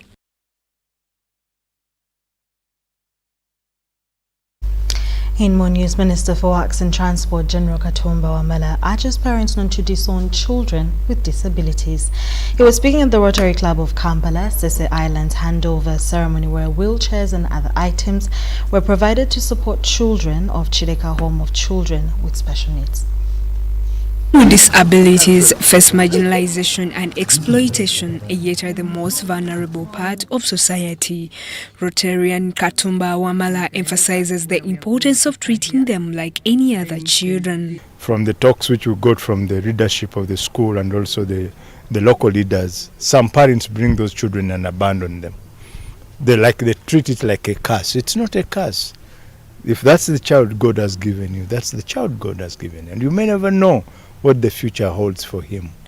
Rotary initiated these efforts, providing scholastic materials and support to care for these children. Management of this school, thank you so much for giving us an opportunity to serve the children.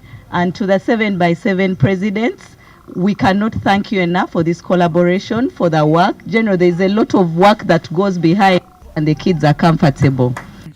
Partners and school representatives express gratitude for the assistance. The government for supporting us. We are so grateful for paying teachers and giving us funds. I thank the Rotary Club for visiting us, for supporting us in medication. Despite the positive impact, the school housing 97 disabled children faces various challenges. The problem here that our children here have, they are very delicate and their medication is very expensive.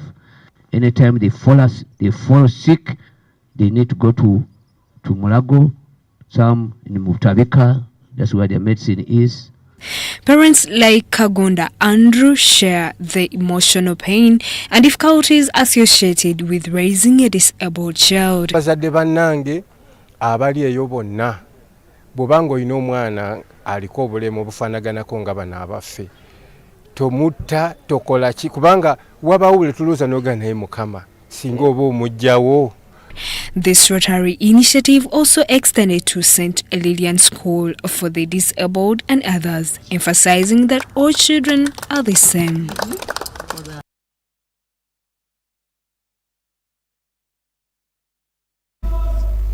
And in other news, economic analysts have proposed, a regulator to the financial industry, Bank of Uganda, to make constant evaluation on all licensed financial institutions in the country and ensure operations are safe. Now, this follows Central Bank's liquidation, revocation of the license, and orders to wind up of EFC Uganda Limited, a microfinance deposit-taking institution. Bank of Uganda issued a statement liquidating EFC Uganda Limited. Take a look. Without further ado, the central bank has issued a notice to the public over termination of the EFC Uganda Limited's operations. EFC is a microfinance deposit-taking institution that has failed to manage its obligations to the Ugandan public. Bank of Uganda has effective today 19th January 2024, placed EFC Uganda Limited under liquidation, revoked its license, and ordered for the winding up of its affairs. This action has been taken because Bank of Uganda has determined that the continuation of EFC Uganda Limited's activities is detrimental to the interests of its depositors due to the institution's failure to resolve its significant undercapitalization and poor corporate governance. The bank and the Deposit Protection Fund of Uganda have promised in due course to inform the EFC depositors of the arrangements that will be put in place to enable them access all of their deposits. By the time the Bank of Uganda has made this decision, you can rest assured that everything possible has been done to try and help it get out of the circumstances it found itself in. And that brings us to the end of our 2 hours bulletin. Thank you so much for tuning in and for watching. My name is Sharon Chomdisha. We leave you with the show. We'll leave you with how Uganda actually showcased what it can offer to the world in terms of goods and services at the ongoing NAM Summit in Munyonyo. Of course, our colleague Timothy Nyangweso is at the Renzori Convention Center. Enjoy and have a lovely night. Stay tuned for more programming coming your way. And yes, we're still the main broadcaster for the NAM Summit and G77 plus China Summit. Bye-bye.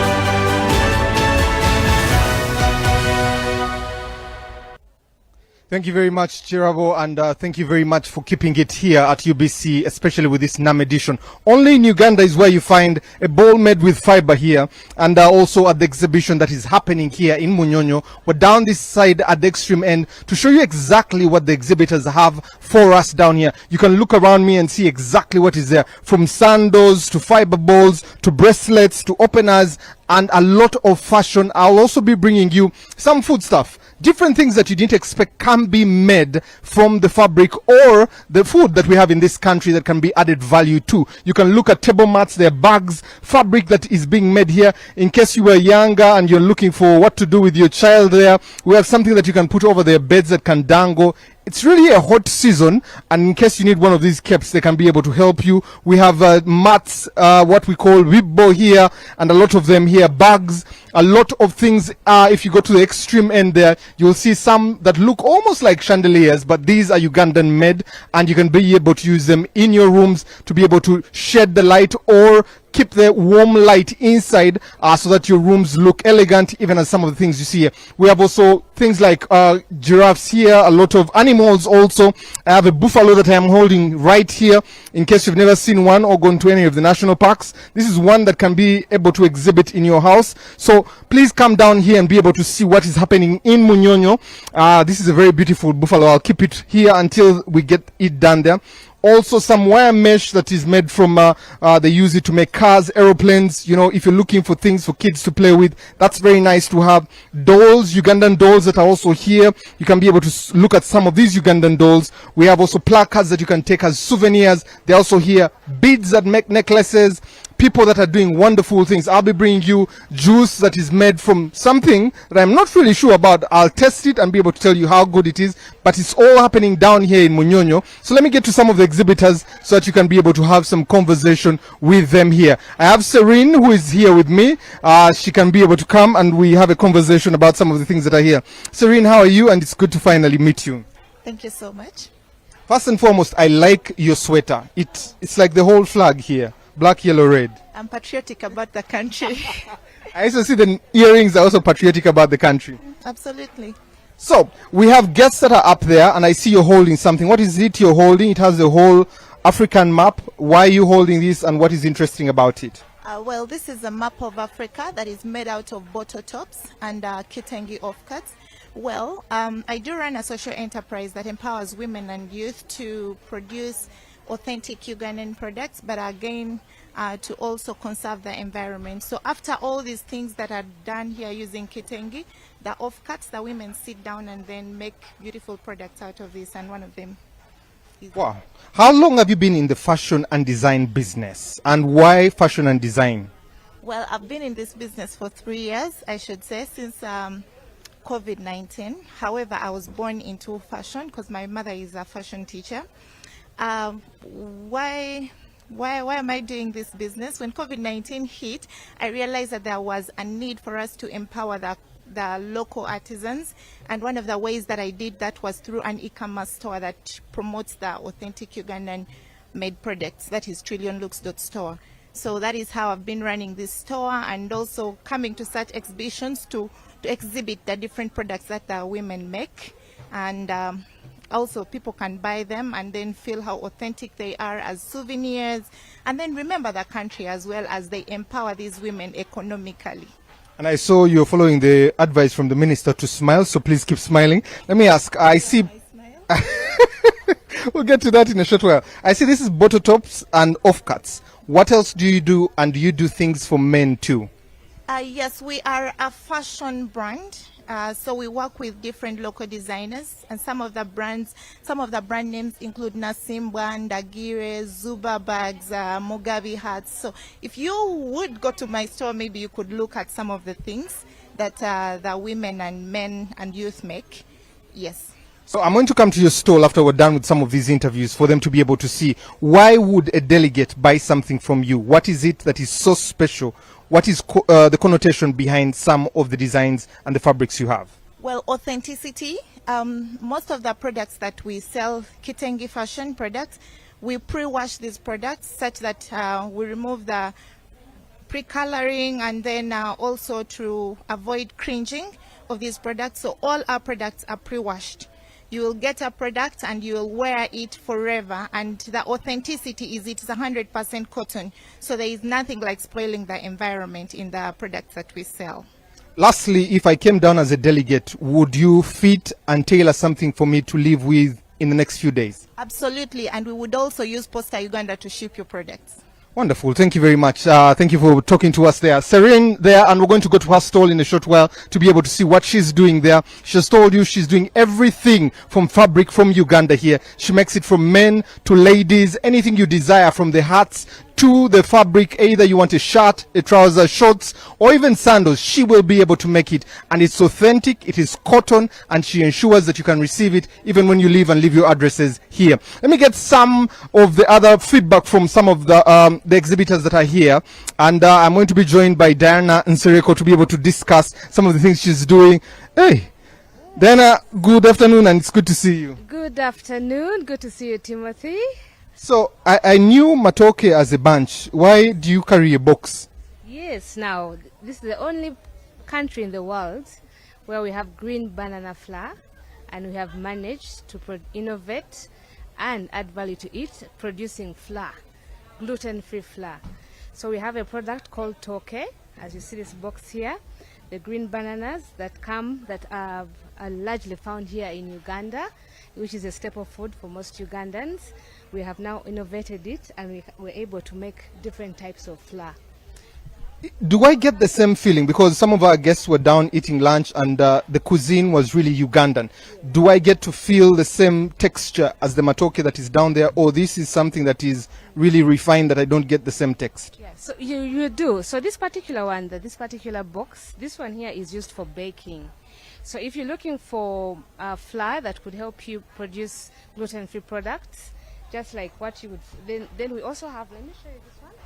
This is the product that is instant, that gives you the real matoke. Yes, it gives you the real matoke, but you can also use it to produce porridges, you can produce soups, so you can produce purees and all sorts of other products. But so we have two main products that we have been able to innovate. But going ahead further, I can show you just some of the byproducts that are coming from this flour. Bring some of the byproducts that have been gotten from matoke here. We'll be seeing what exactly is happening with those. Let me drop the bowl down and be able to see some of these. These are buns. Yeah, those are buns. So we have cookies, we have biscuits that we have produced from here. from the same product.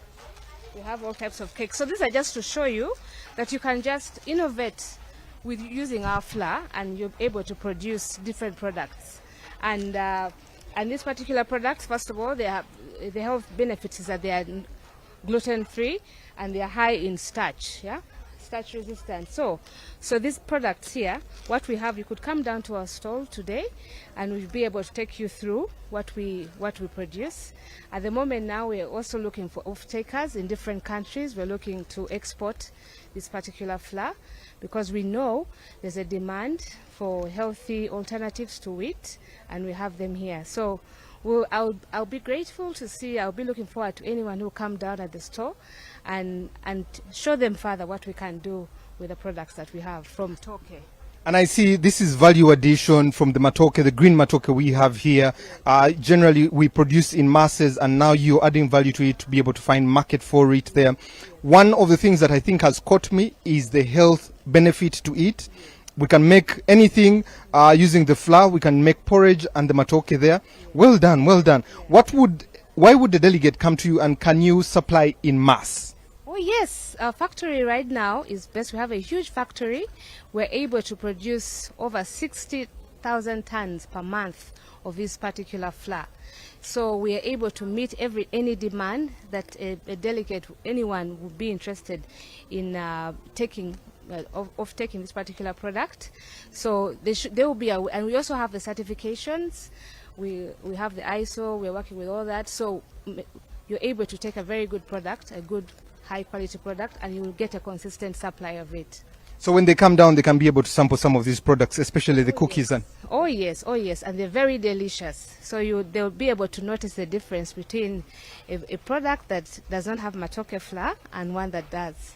Thank you very much, Diana. We really appreciate the time. This belongs to you before it disappears here. So you have seen exactly what is happening down here. I've shown you fabric, I've shown you the value addition that happens to matoke there, and they show you it can come. If you don't want to peel, you don't want to get into the hassle of peeling, they have added value to it. You can be able to make the matoke, make the porridge, the made cookies there, tea bites that you can also have there. They've also made flour that you can be able to use for other things. The best thing about this is it's gluten-free. The health benefit to it is immense. So let me invite a gentleman that also has something quite interesting. It's smoking. I'm not sure if we're safe, but we'll find out if we're safe. Your name, please. I'm Samuel Bakaluba. And Sam, just come closer. Yes. I'm Samuel Bakaluba, and I work with Prof Bioresearch. Prof Bioresearch, we basically deal in value addition of our plant-based natural resource, and we add value to those plants and make different products, as you may see, and as I'm going to demonstrate to you. This one is a plant called jasmine. Yes. Jasmine is not a name of a person, but because of the scent of that plant, people jumped onto the name that I'm also jasmine because of the smell that comes out of this plant. So this is a perfume made from that plant called jasmine. Yeah. Perfume, as in you can put it on your body. And you can put it on your body, or you can decide to improve the scent of the whole place where you are through this technology. So this is jasmine inside here. Yeah, this is jasmine. So whatever we're smelling is jasmine. Jasmine. What benefits are there in jasmine? For basically, jasmine is for scent, but it is also mind toner. Once you inhale, once that scent comes into your mind, it tones you, depression, anxiety, and all that. Then we have after that one, we have eucalyptus, the common one. The normal eucalyptus that we have in this country. The normal eucalyptus. You can extract oil out of eucalyptus leaves through distillation, like the normal way they distill alcohol. You can still have those eucalyptus leaves into a distiller. At the end of the process, you get eucalyptus oil. Eucalyptus oil is a mosquito repelling oil. Let's start from the oil. Yeah. You said you can drain oil out of eucalyptus. Can this oil be used to cook? This is not for cooking. These are the kind that we call essential oils. Oh. Yeah, essential oils, they serve purposes like I've showed you, jasmine. It can be used for perfume. Eucalyptus can be used as a mosquito repellent. It can be used in sauna, steam baths. You can use it as a massage oil. Yeah. Now for this case, with this technology, you open it up, you pour your eucalyptus inside, and this whole place, if there are mosquitoes, they will be repelled out of your place. For how long will the mosquitoes be away? With this technology, it can keep the scent in the house for a whole week. In one burning, it can keep the mosquitoes away for a whole week. As small as this, it can take you for a whole month because you need a little. How much do you need to drop in such? 3 sprays, like 3 sprays, 3 sprays. Okay, so eucalyptus is here, and this is where you get it from. Normal eucalyptus. Normal eucalyptus, the leaves, through a distillation process. At the end of the day, you correct the oil. So how much does this cost? This goes for 20,000. 20,000 shillings. Yeah. So someone who's just seeing eucalyptus for timber, this is the way to go. And there is so much money in harnessing the value of the leaves than someone looking at just the timber and wood. So these are also byproducts that can be able to come out of eucalyptus instead of just doing the wood. Definitely. Okay, so what else do you have for us? This one is also the cedar Christmas tree. It is still through the same process of distillation. The Christmas tree, we normally use them during Christmas time. We hang on balloons and it ends there. But the same leaves, you distill them, you get this oil, the cedar oil. This one works basically on flu, bronchitis, asthma, sinuses, allergies, and I would want to sample one of your people to show you the strength of this plant. And I'm going to take you to Alex there to show us exactly. But even as you do that, for you that come to the tropics and you're wondering, malaria, mosquitoes, those are concerns when you read about what's happening in the country there. You can come in and be able to buy one of these, especially in your hotel room. Just put it in warm water. Can I just put it in a basin of warm water and the steam comes out? Definitely. So it clears the room of mosquitoes. It clears. So you're concerned about that, please come. And then there's the cedar here. And this is also for your clearing your bronchitis, clearing all your, your ear, mouth and throat. I've also seen thieves oil that you have. You know it. That one I put in hot water and drink. That is it also. And for thieves oil, it is a blend of a number of these oils with cedar inclusive, eucalyptus inclusive, rosemary. For it is a blend. And the history of that oil was also back in the day, in the years in French, when Black Plague broke out, just as we saw COVID break out here. That's how that thieves oil got to be discovered. It was discovered by those merchants, but later turned to be thieves because there was nothing to do during that time. So Sam is here and he has told us about it, and I can also testify that thieves oil really works. And yes, it could be 20,000-30,000 shillings, but it will last you a long period. Just a few drops in warm water and you're able to let it settle and then take it. You will feel a lot of relief, especially if you're fatigued, you're feeling stressed. But all this is to add value. Our delegates are here, they're discussing COVID and how they worked on COVID. These are also things that can be used to be able to fight flus and coughs. These are the things we used. Most of us never took those jabs because we believed in what we do, and it is tested. And a lot of people get helped out from our place using this kind of medication. And we are very grateful for God for blessing us with this beautiful country and this natural plant resource we have. Thank you very much. We really appreciate your time. You can go and test it out on Alex as we come there. But I want to tell you that once you come down to this exhibition, you will be able to see exactly what's happening. The bags, amazing bags. You get all these bags and you're wondering how long will this last. This is fabric that you really need. You also come all the way and see some of the beautiful things that can be decor within any hotel, any place you go to, a souvenir that you can be able to give away. Come down here where the exhibitors are. Pick yourself something. It will be something that is memorable for you. A lot of things that you can be able to do with. I really love some of these that really look like chandeliers. Put a bulb in, fix it up there, be able to get the lighting and the aroma in your room there. You move on, you can see as many things as possible. I have necklaces here. They're not for men, but they're for women. You can come down here, pick something for yourself. You want to look nice in your outfit as you go out. These are some of the things that you need to come down here and be able to see. Bracelets from different countries. Let it be Kenya, let it be Tanzania. You come down here, you'll be able to support East Africa as it is. Plaques, paper bags. You want to save the environment. We're talking about climate change. This is one of the things you need to be able to do. Paper bags that are really recyclable. You can be able to reuse them, keep them for as long as possible. They're showing me also bags that are here, and it's a 2-in-1. You can be able to use it for coins and all these other things. Wow. This is a whole shopping bag. So for any of you ladies, gentlemen that go out there shopping, you can take this, take it anywhere and buy stuff that you really need. We have a lot of things that can be shown off here. Necklaces for any that you desire. Feel free. Simple wallets of keeping money. I've seen some of these in restaurants as you get your change. Wonderful. So in case you're wondering how your wallet disappears, this is one way to keep the money safe in there. We have bags, we have chains here, we have a lot of fabric. Get me one of these here that we use to grind. Yes, these are also souvenirs that you can be able to take. Pesos that you can be able to use to grind any garlic or ginger, anything you're wishing to do with. And these are long-lasting table mats. Amazing table mats. Those that want table mats, we have a lot in stock for you, and they're all Ugandan, all made here. A long piece and 6 pieces there. How much does that go for? This is 50,000 a set. Just 50,000 for one set. Wonderful. And this?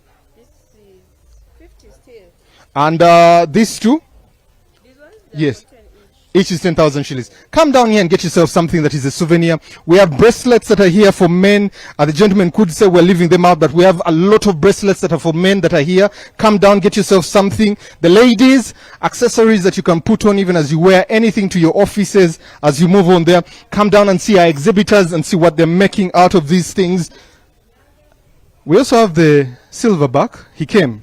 He's with us here, but we have only his head. But you can come and keep this. It's magnetic. Put it on your fridge. I'll be able to keep your reminders there. Stick up things as far as possible. I'll be able to switch and have you see some of the things that are here. We have a lot of artifacts that are here. Sandals that you can be able to put on. I have the flag and the African continent. All of us are now part of NAM, so please come and pick this. It's about 55,000 for you. Hang it up in your wall. Ivory, you know, all these corsets that you can be able to use for drinks. Quite a mammoth of things that you can be able to get yourself. Wallets in animal skin, especially cow skin there. Bracelets, bags, ladies. You don't want to carry heavy things. These are bags you can go away with. Come down here. The oils, as we told you, are already here. Thieves oil, different shades of oil. If you want to be able to go natural, this is the one way you can go there. Feel free to come down and get yourself something. I can tell you for a fact that one of these will last you close to 2 months, and it will be giving you essentials there. The professor has also written a book that you can be able to know exactly what's up. This is leather here, and I see beautiful leather bags.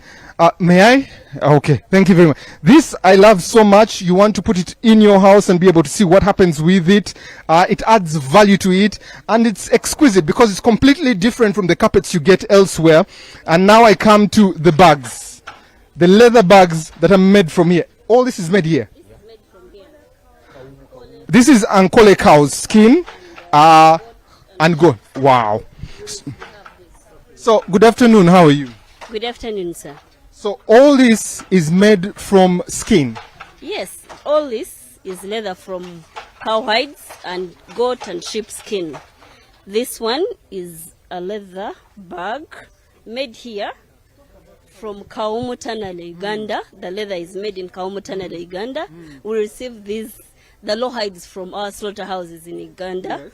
And then we process the good leather that you can see. We have the samples of the materials around. And from these materials, we get such a bag, such a pure leather bag, including such a shoe. It is from the same leather. Toilet bags too? These are toilet bags. From the leather from our animals? From our own cows. And then this, when we come to this section, this is from goat and sheep skins. So after processing, we receive them as fresh as that. As fresh as this? Yes. So let me pick up this and so that we can look at the contrast. Exactly. We receive this very fresh. This is already treated, but we receive them very fresh from the slaughterhouses. So we treat all that fresh thing into this. Wow. This is a very fine leather that you can use for several things. Cushions in your chairs, bags, women bags. You can have as many as possible. We have garments. These are for garments. A jacket, a skirt, a trouser, anything so that if I you want would a love. jacket like that and like one of these I'm wearing, Yes. how much would it go for? It wouldn't take much. Material alone, it would take you like 100,000, and the labor, total together with the labor, you cannot exceed 250 with genuine leather. So I can get a genuine leather jacket from you at 150,000 or 200,000? Yes, and a big one, because now this is a bigger size of a person. So if it is a smaller size, actually, it is cheaper doing genuine leather from our own country, and you get that classic leather jacket. Wow. You can see some of the fabric there, and I'm going to go to the back so that you can be able to see some of the fabric that is here. One of the things that has really blessed me is the toilet bags that you see here. Gentlemen, ladies, you're traveling, you want to be able to see this. Look at the fabric at the back here. This comes from cows. These are cow hides, and they're refined, done well, and they're brought in here. And I want to be able to bring it even up close so that you can be able to see. Look at how beautiful it is. You can get yourself a jacket of any kind. Come down here, get your measurements, and they'll be able to get it to you, either by post or FedEx, anywhere you want it, they can be able to get it for you. This is the material that they're showing me here. And this... For sofa sets. So this is sofa sets. So if I want to get myself a good sofa set, it's still made from cow hides, and this is meant for sofa sets. wow. Then we have another one that is meant for car seats. This is car seats. What's the difference? What's the difference between the two? The making itself is different, and the texture is different, and the chemicals used on these two are different. So we come from this almost to where we are right here with the two you're holding. Just hold up what you have there. So look at these two. You decide to make a chair here. You decide to make everything that is there, and you need to be able to come here. Look at all this fabric in different shades that you desire. Crocodile print. But this... This is meant for bags and a shoe, ladies' shoes. Say that again. This is meant for bags. And even you can make ladies' shoes. So this is from what exactly? It is from cow hides, but we print it, we make it in a way with a different print called crocodile. When you look at it, it has a skin of a crocodile, a print of a crocodile skin. So basically, you can do any design you need. Just put in your order of any color, you get what you want. Classic. Thank you very much. We really appreciate the time. This has really been eye-opening for me. Please come down to where they are here. You can be able to see them. This is one of the initiatives, and you can see exactly what they do. Leather in this country. We have slaughterhouses that are across the country, both in Kampala and across the country. And those hides are gotten and added value to. These are presidential initiatives, and they are adding value to leather. So you, delegate, wherever you are, or whoever you are, come down. You are Ugandan, come down and support. Come and let's get yourself a laptop bag. Get yourself a toilet bag. Get yourself some nice shoes here. We have fabric that you can be able to get on. And for the ladies, I think nothing beats like gold that is there. Beautiful leather belts. These are not the ones that crack or break, so you can be able to come down here. And you can be able to put it on for years. So we leave the cows and the sheep there.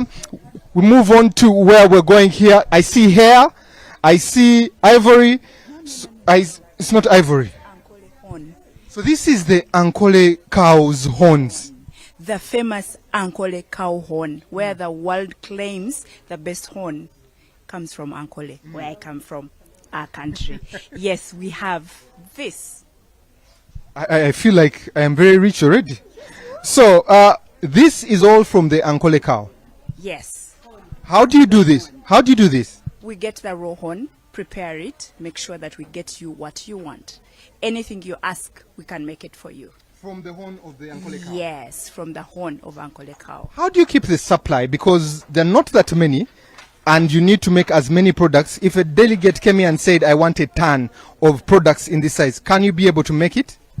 Are you serious? The many cows we have in Uganda? This is considered waste. So let them ask. So delegates you have had, come down here. You can pick yourself one of these and walk out of here while you can be able to do anything. Souvenirs, bangles, if you can help me hold this. Souvenirs and bangles there. You can be able to pick any of your choice there. Center table pieces, you can be able to pick one. A shoe horn for those that like to put on shoes that are boots there. A lampshade that is right there at the back there. A beautiful horn centerpiece. Wow. Thank you for adding. It is a depiction of a real cow. So how much is the set? This is $100. You can hold for me. Okay. We're going to we're going to make a cow here. So this is the Ankole cow. I'm not sure if the lady is the cow, but yeah, we'll leave it at that. Thank you very much. So I call upon you to come down to the exhibition here. Now we get into the texture and the tailoring that is happening here. We have doormats that are at the bottom. You can use them in your bathrooms. A lot of things happening here. Madam, good afternoon, and how are you? Good afternoon. So I see a lot of fabric, a lot of cotton. Where is it made from? How is it made? Walk us through that journey. This is pure cotton from Uganda. It's made on a handloom. This is the handloom, and it's made by the children we train in the presidential initiative on skilling the girl child. We get students from the ghettos, those who are vulnerable, those who are needy. We train them for free, and they come up with these products so that we train them so that they can earn a living through the president's program. So where do you get the cotton? Where is the cotton gotten from? And do you have enough supply to be able to add value to the cotton like you do here? We buy the cotton that is already made into thread from fine spinners Bugolobi. Okay. Ugandan cotton. So please bring me the navy blue one at the back there, because the delegates need to see that their drivers are dressed in fabric that comes exactly from here, so that in case you've had your drivers with us here, that's exactly what they're wearing as they're moving around and driving you around. And this is material that is here with us here, and it's made by them here. This is the Presidential Skilling Initiative, and these are some of the uniforms that they make. As far as back as some of the things that you're seeing at the back there, feel free to come. You want a shawl, you're from Asia, you're looking for a shawl to put over your shoulder right there, you'll have one here. It keeps you warm regardless of the weather that is there. We have bags that are all over this place, but also if you want a print that has a Ugandan flag to it, you can have them. Someone walk me through these mats, because they're quite interesting, and I want to be able to see them. The mats, I see quite a number of mats, and how are they sustained? Because they can absorb water. Yes. These mats are very washable. You can wash them by machine or by hand. The materials we use are all washable. How long lasting are they? They are very long lasting because quality is our first priority. Because threads and water really don't give you longevity. So how do you manage to make sure it lasts long? Actually, we get the best quality thread so that it doesn't fray, and we guarantee you that it lasts long enough. Thank you very much. Let me go to the back here and see what this gentleman was doing. For some example, and I'm going to start here at Mama who is here. And how are you, and good afternoon? Good afternoon, Timothy. Is that your name? You're quite very clever to be able to get it in the first time. So the bags that I see here are really amazing bags. What are they made out of, and why do you make them? What's the story behind them? Thank you so much. I think it will begin here. Okay, I see a lot of yes. Construction, plumbing, carpentry, electronic. Yes. This is the presidential initiative for skilling the girl and the boy child under State House. This is the president's own initiative to get the vulnerable, the dropouts, the ghetto, the street kids, the murderers, the prostitutes, those that are involved in vices. Some actually, because they are young, they are manipulated, they exploited to cause riots.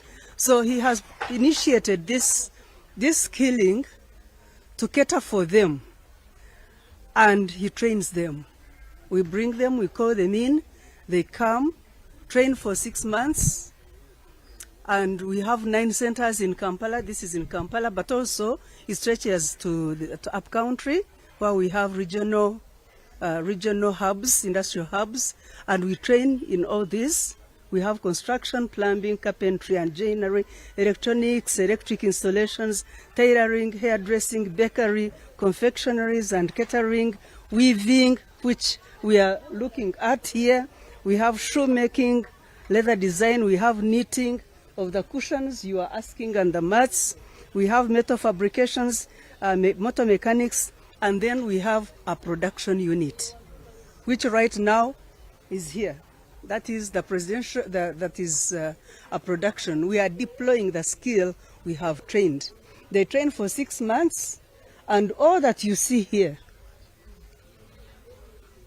this is woven material. This is handmade.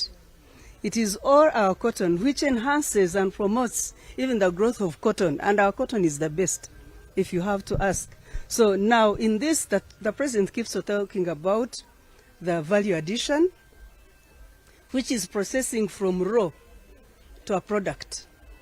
And you have heard many times when he's talking about Uganda can stop importation of things that can be produced here. We are so rich in resources, capital, human, mention it, we have it all. So when we bring our students, like there you skipped the wigs in hairdressing, because we have hairdressing. Now, we are talking about exploiting our oils, resources. Do you know that one, sometimes we call them that they are of the dead, but actually that is synthetic, which is a byproduct of oil products. Mama, my last question to you. Before you go to the last question with me, because I really want this to be promoted of adding value addition. We are not only training this one to stop the vices and criminality or cause job creation, but at the same time we have built capacity that if we really had an industry, all our students, which are over 20,000 in different skills as you have seen here, can go and produce massively in cotton, in leather products, in carpentry, in metal fabrications. And you can see here, these are our students. We are making different fabrics, even what I have on. And that's what I want to ask you, because you're doing very well with helping with stopping the vices. You're doing the material here. How do you make this long lasting to become an industry that is self-sustaining, that we're not talking about an initiative that is still dependent on State House? Right. As I've told you that we have created the production line. We are going to commercialize this. And this is an example. Already you have seen that we have made uniforms. And that is the production line, where we have taken actually our former students and we have employed them, about 200, who are right now making different uniforms, who are supplying different commodities that people need. So we are commercializing that very, very soon. Already we've started on a small scale, but eventually if we have space and we are actually, it is in the offing, we are going to bring them all in and we can be completely independent from government and from State House. Thank you very much, Mama. I really appreciate. Please explain to me, what is she doing here? What exactly is happening? Because she looks like she's playing. So, good afternoon. How are you? Good afternoon, sir. I'm all right. So they say you are a former student. What exactly are you doing except playing around? I'm spooling. I'm not praying. I'm just spooling. Spooling? Yeah. Okay, in English. Yeah, it is already in English. I'm spooling. Then this is a bobbin. I spool and put these ladies here. Then after I give them the other boy, he puts this bobbin in our shuttle. Then he starts beating where we make a cloth like this one. So what are you trying to do exactly? I'm spooling. I'm trying to put these ladies on this bobbin. So that it is a single thread? Yeah. There are two. Okay. Yeah. So that there are two threads even as you put them there. Yeah. So after you're done here, you send it to him. Yeah. Yes, and you can come. Then so what benefits have you received from this skilling, and also how has it impacted your life? I've gained the skill as me. Then I'm now in a production department. I'm getting a lot of money. I can help my mother. to get some things that she wants. And what do you think of this skilling? Is it beneficial? What should they do better? What do you see as something they can improve? This skill is very beneficial because you see now, this bobbin is put in this one. Yes. This one is this one. Then after putting it here, the other man takes it. Then he starts beating the cloth. So I'm going to come there and see. But I was talking to you about what can be improved, especially with the skilling, and what have you seen? To employ, after studying, they employ us. Then we start working. After employing us, we get a lot of money, so that we can be better in our future. So can you be self-sustaining without the skilling program after you're done with it? I cannot. Not yet. Not yet. Okay, thank you very much. Soon, eh? Thank you. But it's also good that it's having impact there. You've seen that there. Let's come to the extreme end where a gentleman seems to be.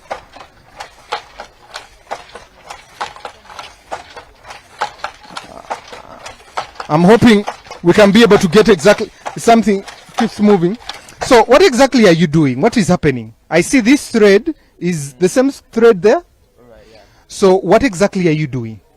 Here I'm trying to, this process is called weaving, whereby I use the threads, cotton pure threads made within Uganda, as they have explained you there. And then whereby we come and do into different fabrics, into different colors. Like for example, you may see into this color. Also we have this, but so all of them are made on this, because this is called Metu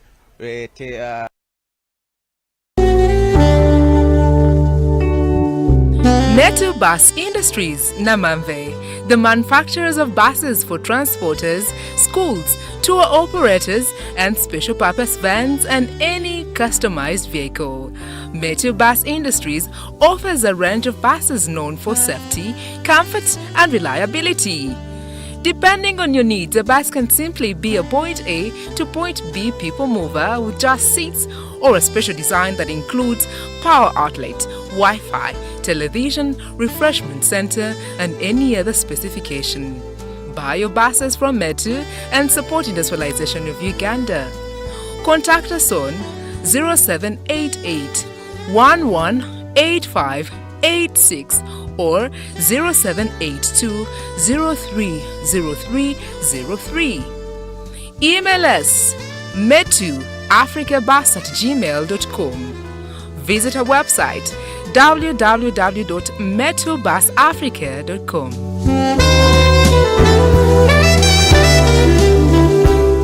When it is KB o'clock, you need more from your voice bundles. That's why MTN is offering you more minutes across all networks that don't expire. Buy the new 90-minute Freedom Bundle at 5K or the 200-minute bundle at 10K and just with no limit. Katiteri ate, no excuses. Make the call now. Dial *100 *21 hash or use the My MTN app and enjoy your Freedom Bundle today. MTN. Together we are unstoppable. Terms and conditions apply. MTN is regulated by the Uganda Communications Commission. The energy of this land comes to life in dreams and memories. It lights up in these nights and leads us to new horizons. It pushes us to go further and see bigger. The energy of this land comes from here. It comes from Africa, and it vibrates in each of us. Empowered by Africa. Oryx Lubricants, powered by Africa. Have you packed more with Harbour jelly and Harbour foam? Yes, we packed. It will protect your skin from skin rashes. More with pack. It is a new improved more with Harbour jelly. So soft and smooth. It is a more with Harbour jelly. Tell me, kids, the sense. Any irritations? No more rashes and irritations. Movit Harbour Jelly and Harbour Soap is rich in natural herbs for a smooth and glowing skin. Movit all day confidence.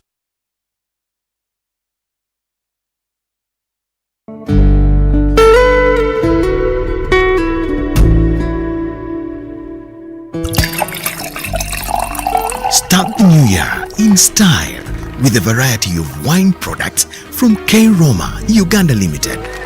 Bella Sweet Red Wine, Bella Pruko Wine, Bella Alta Wine, Bella Royal Dry Wine, Bella Passion Fruit Wine, Bella Hibiscus Juice, Bella Hibiscus Soft Drink, Bella Hibiscus Tea, among others. Available in all shops and supermarkets countrywide. K Roma Uganda Limited, the producers of Bella Wines, are located in Chirabulindo, Chira Municipality. For more information, call 0772 506 155 or 0704 161 398. Bella Wines, savor the test.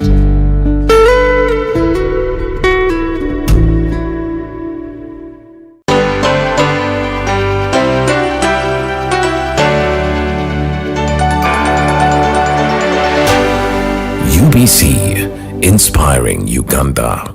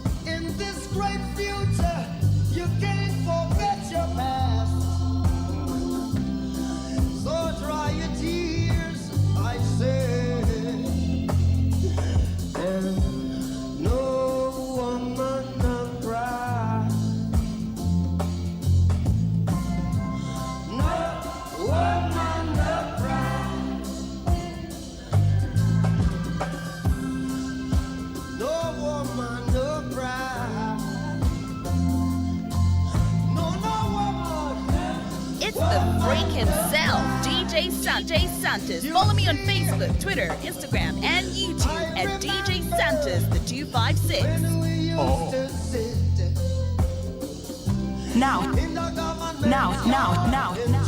hear this. Georgie would make the firelight as it was.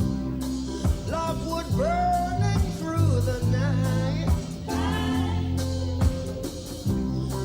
Then we would cook cornmeal porridge, and a minute of which I'll share with you. And that's a life when I promote the ice of level. So we just burn them evil concept because we say that is a destruction to the humanity. So me I say, we don't want to know now. Hey, check this, check. Jaja City, Jaja Town, them off it on it in a cowboy town. Aye, we look and know. Jaja City, Jaja Town, them off it on it in a dead man town. Aye, we look and know. Mr. Junko Jacob from John Brown. We now want no more than in a town. Mr. Happy got so lucky, she got happy out. We now want no more dead body. Well, Mr. Joe kill quick. We don't want no more hit. We don't want no more grave. We don't want no more casket.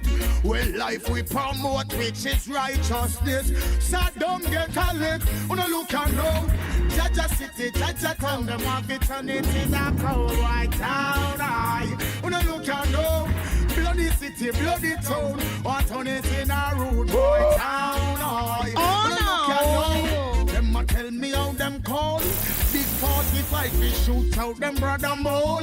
No fuss at them cold like cover the North Pole. So them shoot down the home, shoot down the hole, shoot down the puss and all the dog and the phone.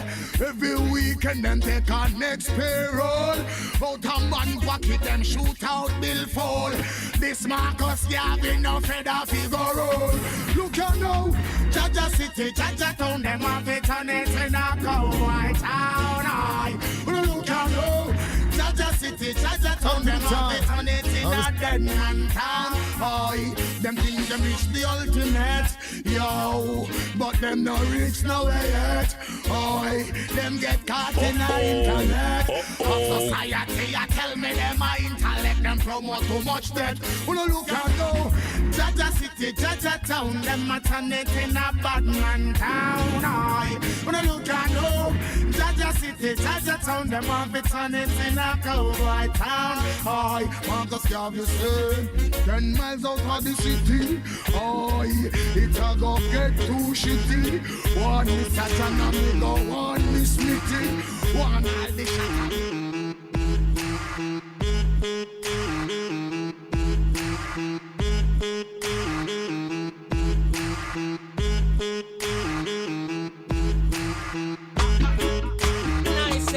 Keep it his mouth, you know. They shall be longer.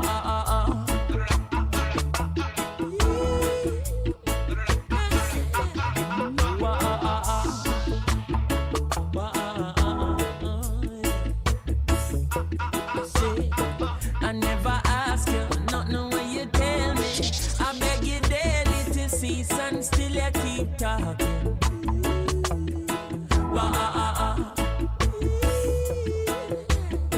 Me granny tell me from your little baby, he that keepeth his mouth shall stay out of problem.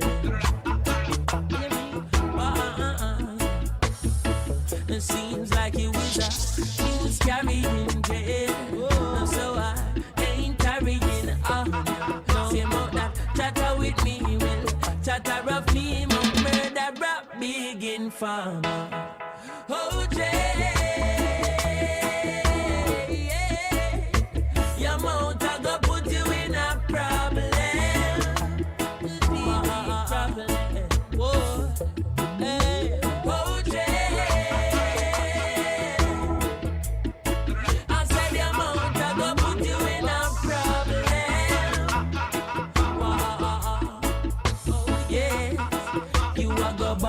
Cecilia, your mouth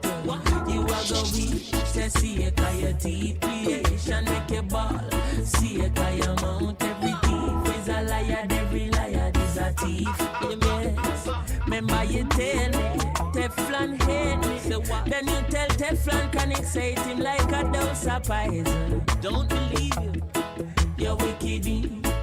Oh, yes. You tell me woman, say me have another lady. Then you tell me, say she have a man will live a high rise. Murder about a massive. And something when you is a news carrying jail. And so I ain't carrying on. No, say about that. Chatter with me, well, chatter rough me mount murder rap big in farm. Oh, Jay. Your mouth I go put you in a problem. Deep, deep problem. And nobody never tell my word. Oh, Jay. Your mouth I go put you in a problem.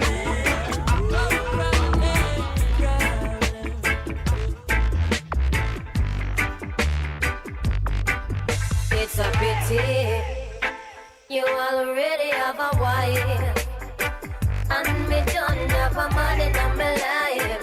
Good boy, it is a pity. I say it is a pity you already have your wife, and me have a one man in my life. Good boy, it is a pity. I woulda liked one of these mornings to wake up and find your face on a pillow lying right next to mine. I woulda cut out the party and the smoking and the rum and bust a extra wine and make we see up a sun. Well, every time I fantasize, me see your lips, me see your eyes, your trigger finger do something that left the road girl hypnotized. For you it's just a thing, just another little fling. But for me, Mrs. Heaven and the angel that must sing. It's a pity you already have a wife, and me don't have a man in my life. Rude boy, it's such a pity. I say it is such a pity you already have a wife, and me have a one man in my life. Rude boy, it is a pity. To walk you up in a public and can't even touch it. Really fuck me up because my check for you so much. The respect when me have be your woman, be your kids. Believe me, rude boy, my Chris. I know me it is. Who knows? Maybe one day the world will be evolved enough. We'll share you in a civilized manner between the two of us. But until then, I woulda loved to see you again. Me know we have to play it by the stupid rules of men. If we never get a chance to get together, go with ya, time I love ya.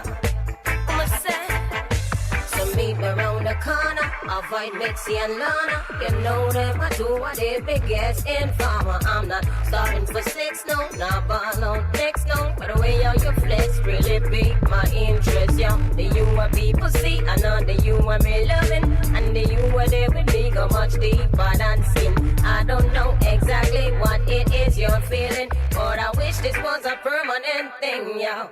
It's such a pity you already have your wife, and me don't have a man in my life. Rude boy, it is a pity, yo. It's such a pity you already have a wife, and me don't have a man in my life. Rude boy, it is a pity. Me know say you belong to she, you know say me belong to him. I wouldn't want you this your queen, you woulda never this me king. But when you play for me with him, and when my feet your face a swing, you left me in a turmoil, you have me in a spin. It really made me sad for you for waste so much water. Ooh, baby, I love your way every day, yeah, yeah. Ooh, baby, I love your way every day, yeah, yeah. Shadows grow so long before my eyes, and they're moving across the page. Suddenly the day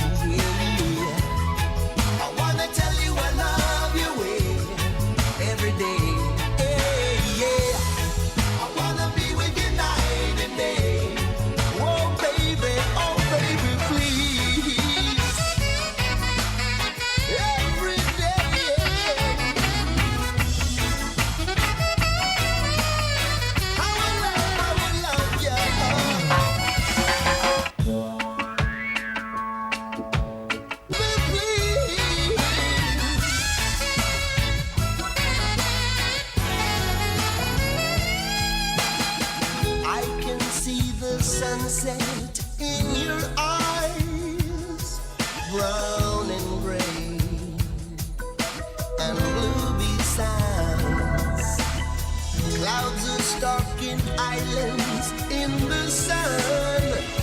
I wish I could buy one out of season. But don't.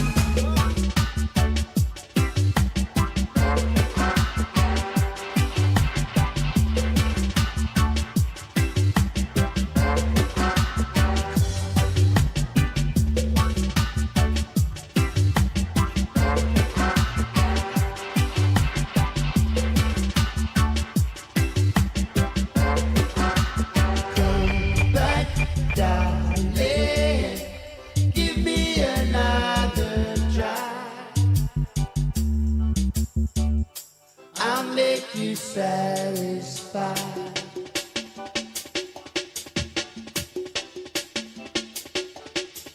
Come back, darling. Give me another try.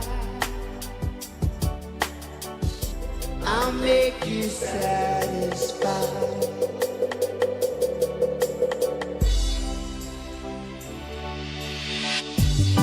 Don't you know?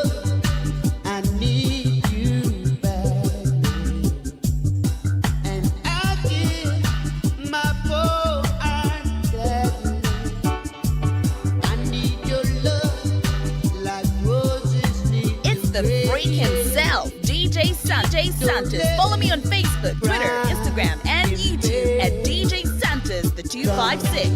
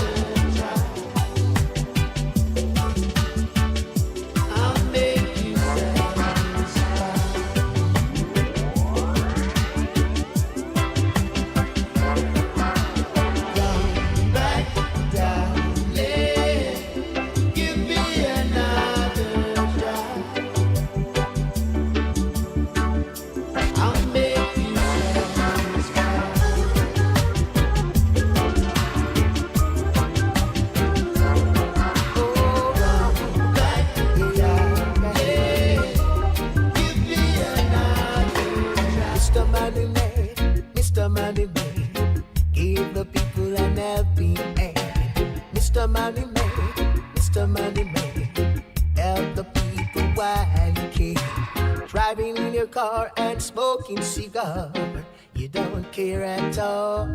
You've been telling them, say you're gonna do your best. You never fulfill a word you say. Oh, oh, Mr. Money Man, give the people an helping hand. Oh, oh, Mr. Money Man, help the people while you can. Oh, oh, Lord, yeah, yeah.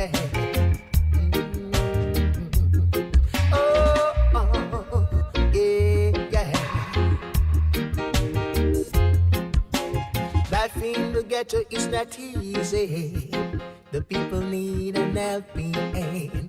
Life in the ghetto is not easy. Help the people while you can. Oh, oh, Mr. Money Man, give the people an helping hand. Oh, oh, Mr. Money Man, help the people while you can. Oh, oh, Lord, yeah.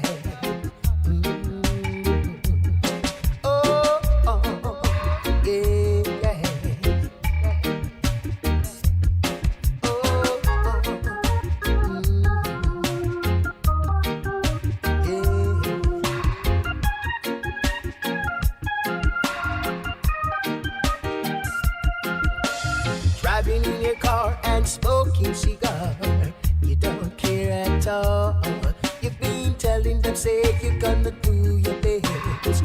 You never fulfill a word you say. Oh, oh, Mr. Money Man, help the people while you can. Oh, oh, Mr. Money Man, give the people an helping hand. Oh, Lord, yeah. Oh, oh, yeah, yeah. Help the people while you can. Oh, oh, yeah. Help them out now. I love you.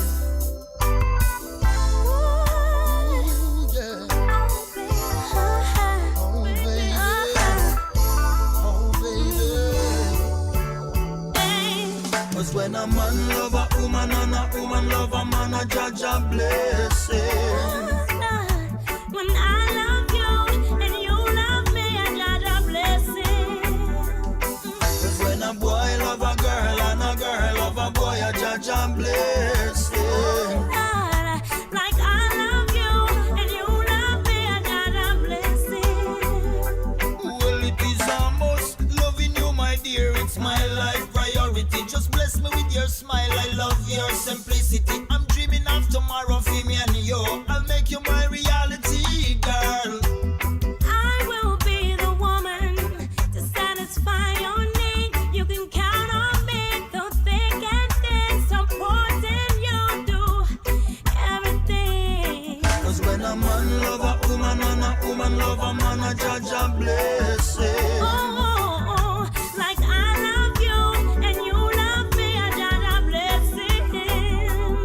Cause when a boy love a girl and a girl love a boy, a judge a blessing. Like I love you and you love me, I got a blessing. Well, some of them are trying to confuse your mind, but diamond and gold not always a shine. Trust my heart and for sure you'll be mine. Look up to the sky, that a sign. Well then, But that is just a waste of time. Them so can break down love divine. I am yours and you are mine, forever till the end of time. cause when a man love a woman and a woman love a man, a judge a blessing. Yeah, like I love you and you love me, blessing. Cause when a boy love a girl and a girl love a boy, a judge a blessing. Like I love you and you love me, you're blessing.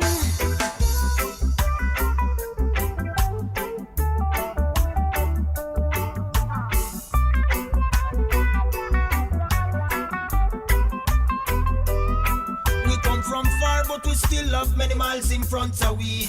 Loving you is like loving Jah the Almighty. I will love you, baby, until the eternity. Eternal, just let your spirit free. Yeah, yeah, yeah, yeah. Yeah, yeah, boy. Yeah, yeah. A raga, so a raga. Boy, yeah, yeah. You don't have to dread to be Rasta. Don't have to dread. This is not a dreadlocks thing. Divine conception of the heart. Well, you don't have to dread to be Rasta. Well, don't have to dread. This is not a dreadlocks thing. Divine conception of the heart. Well, oh, it's a life of a liberty lived by the fathers of our history.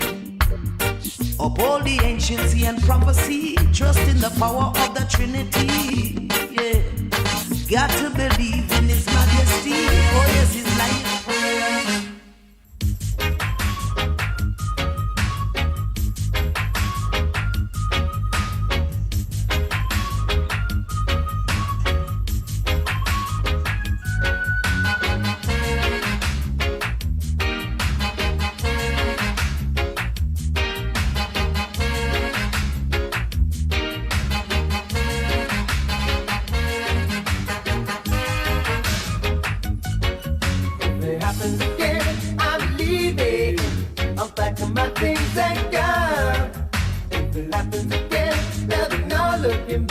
I won't say I told you so.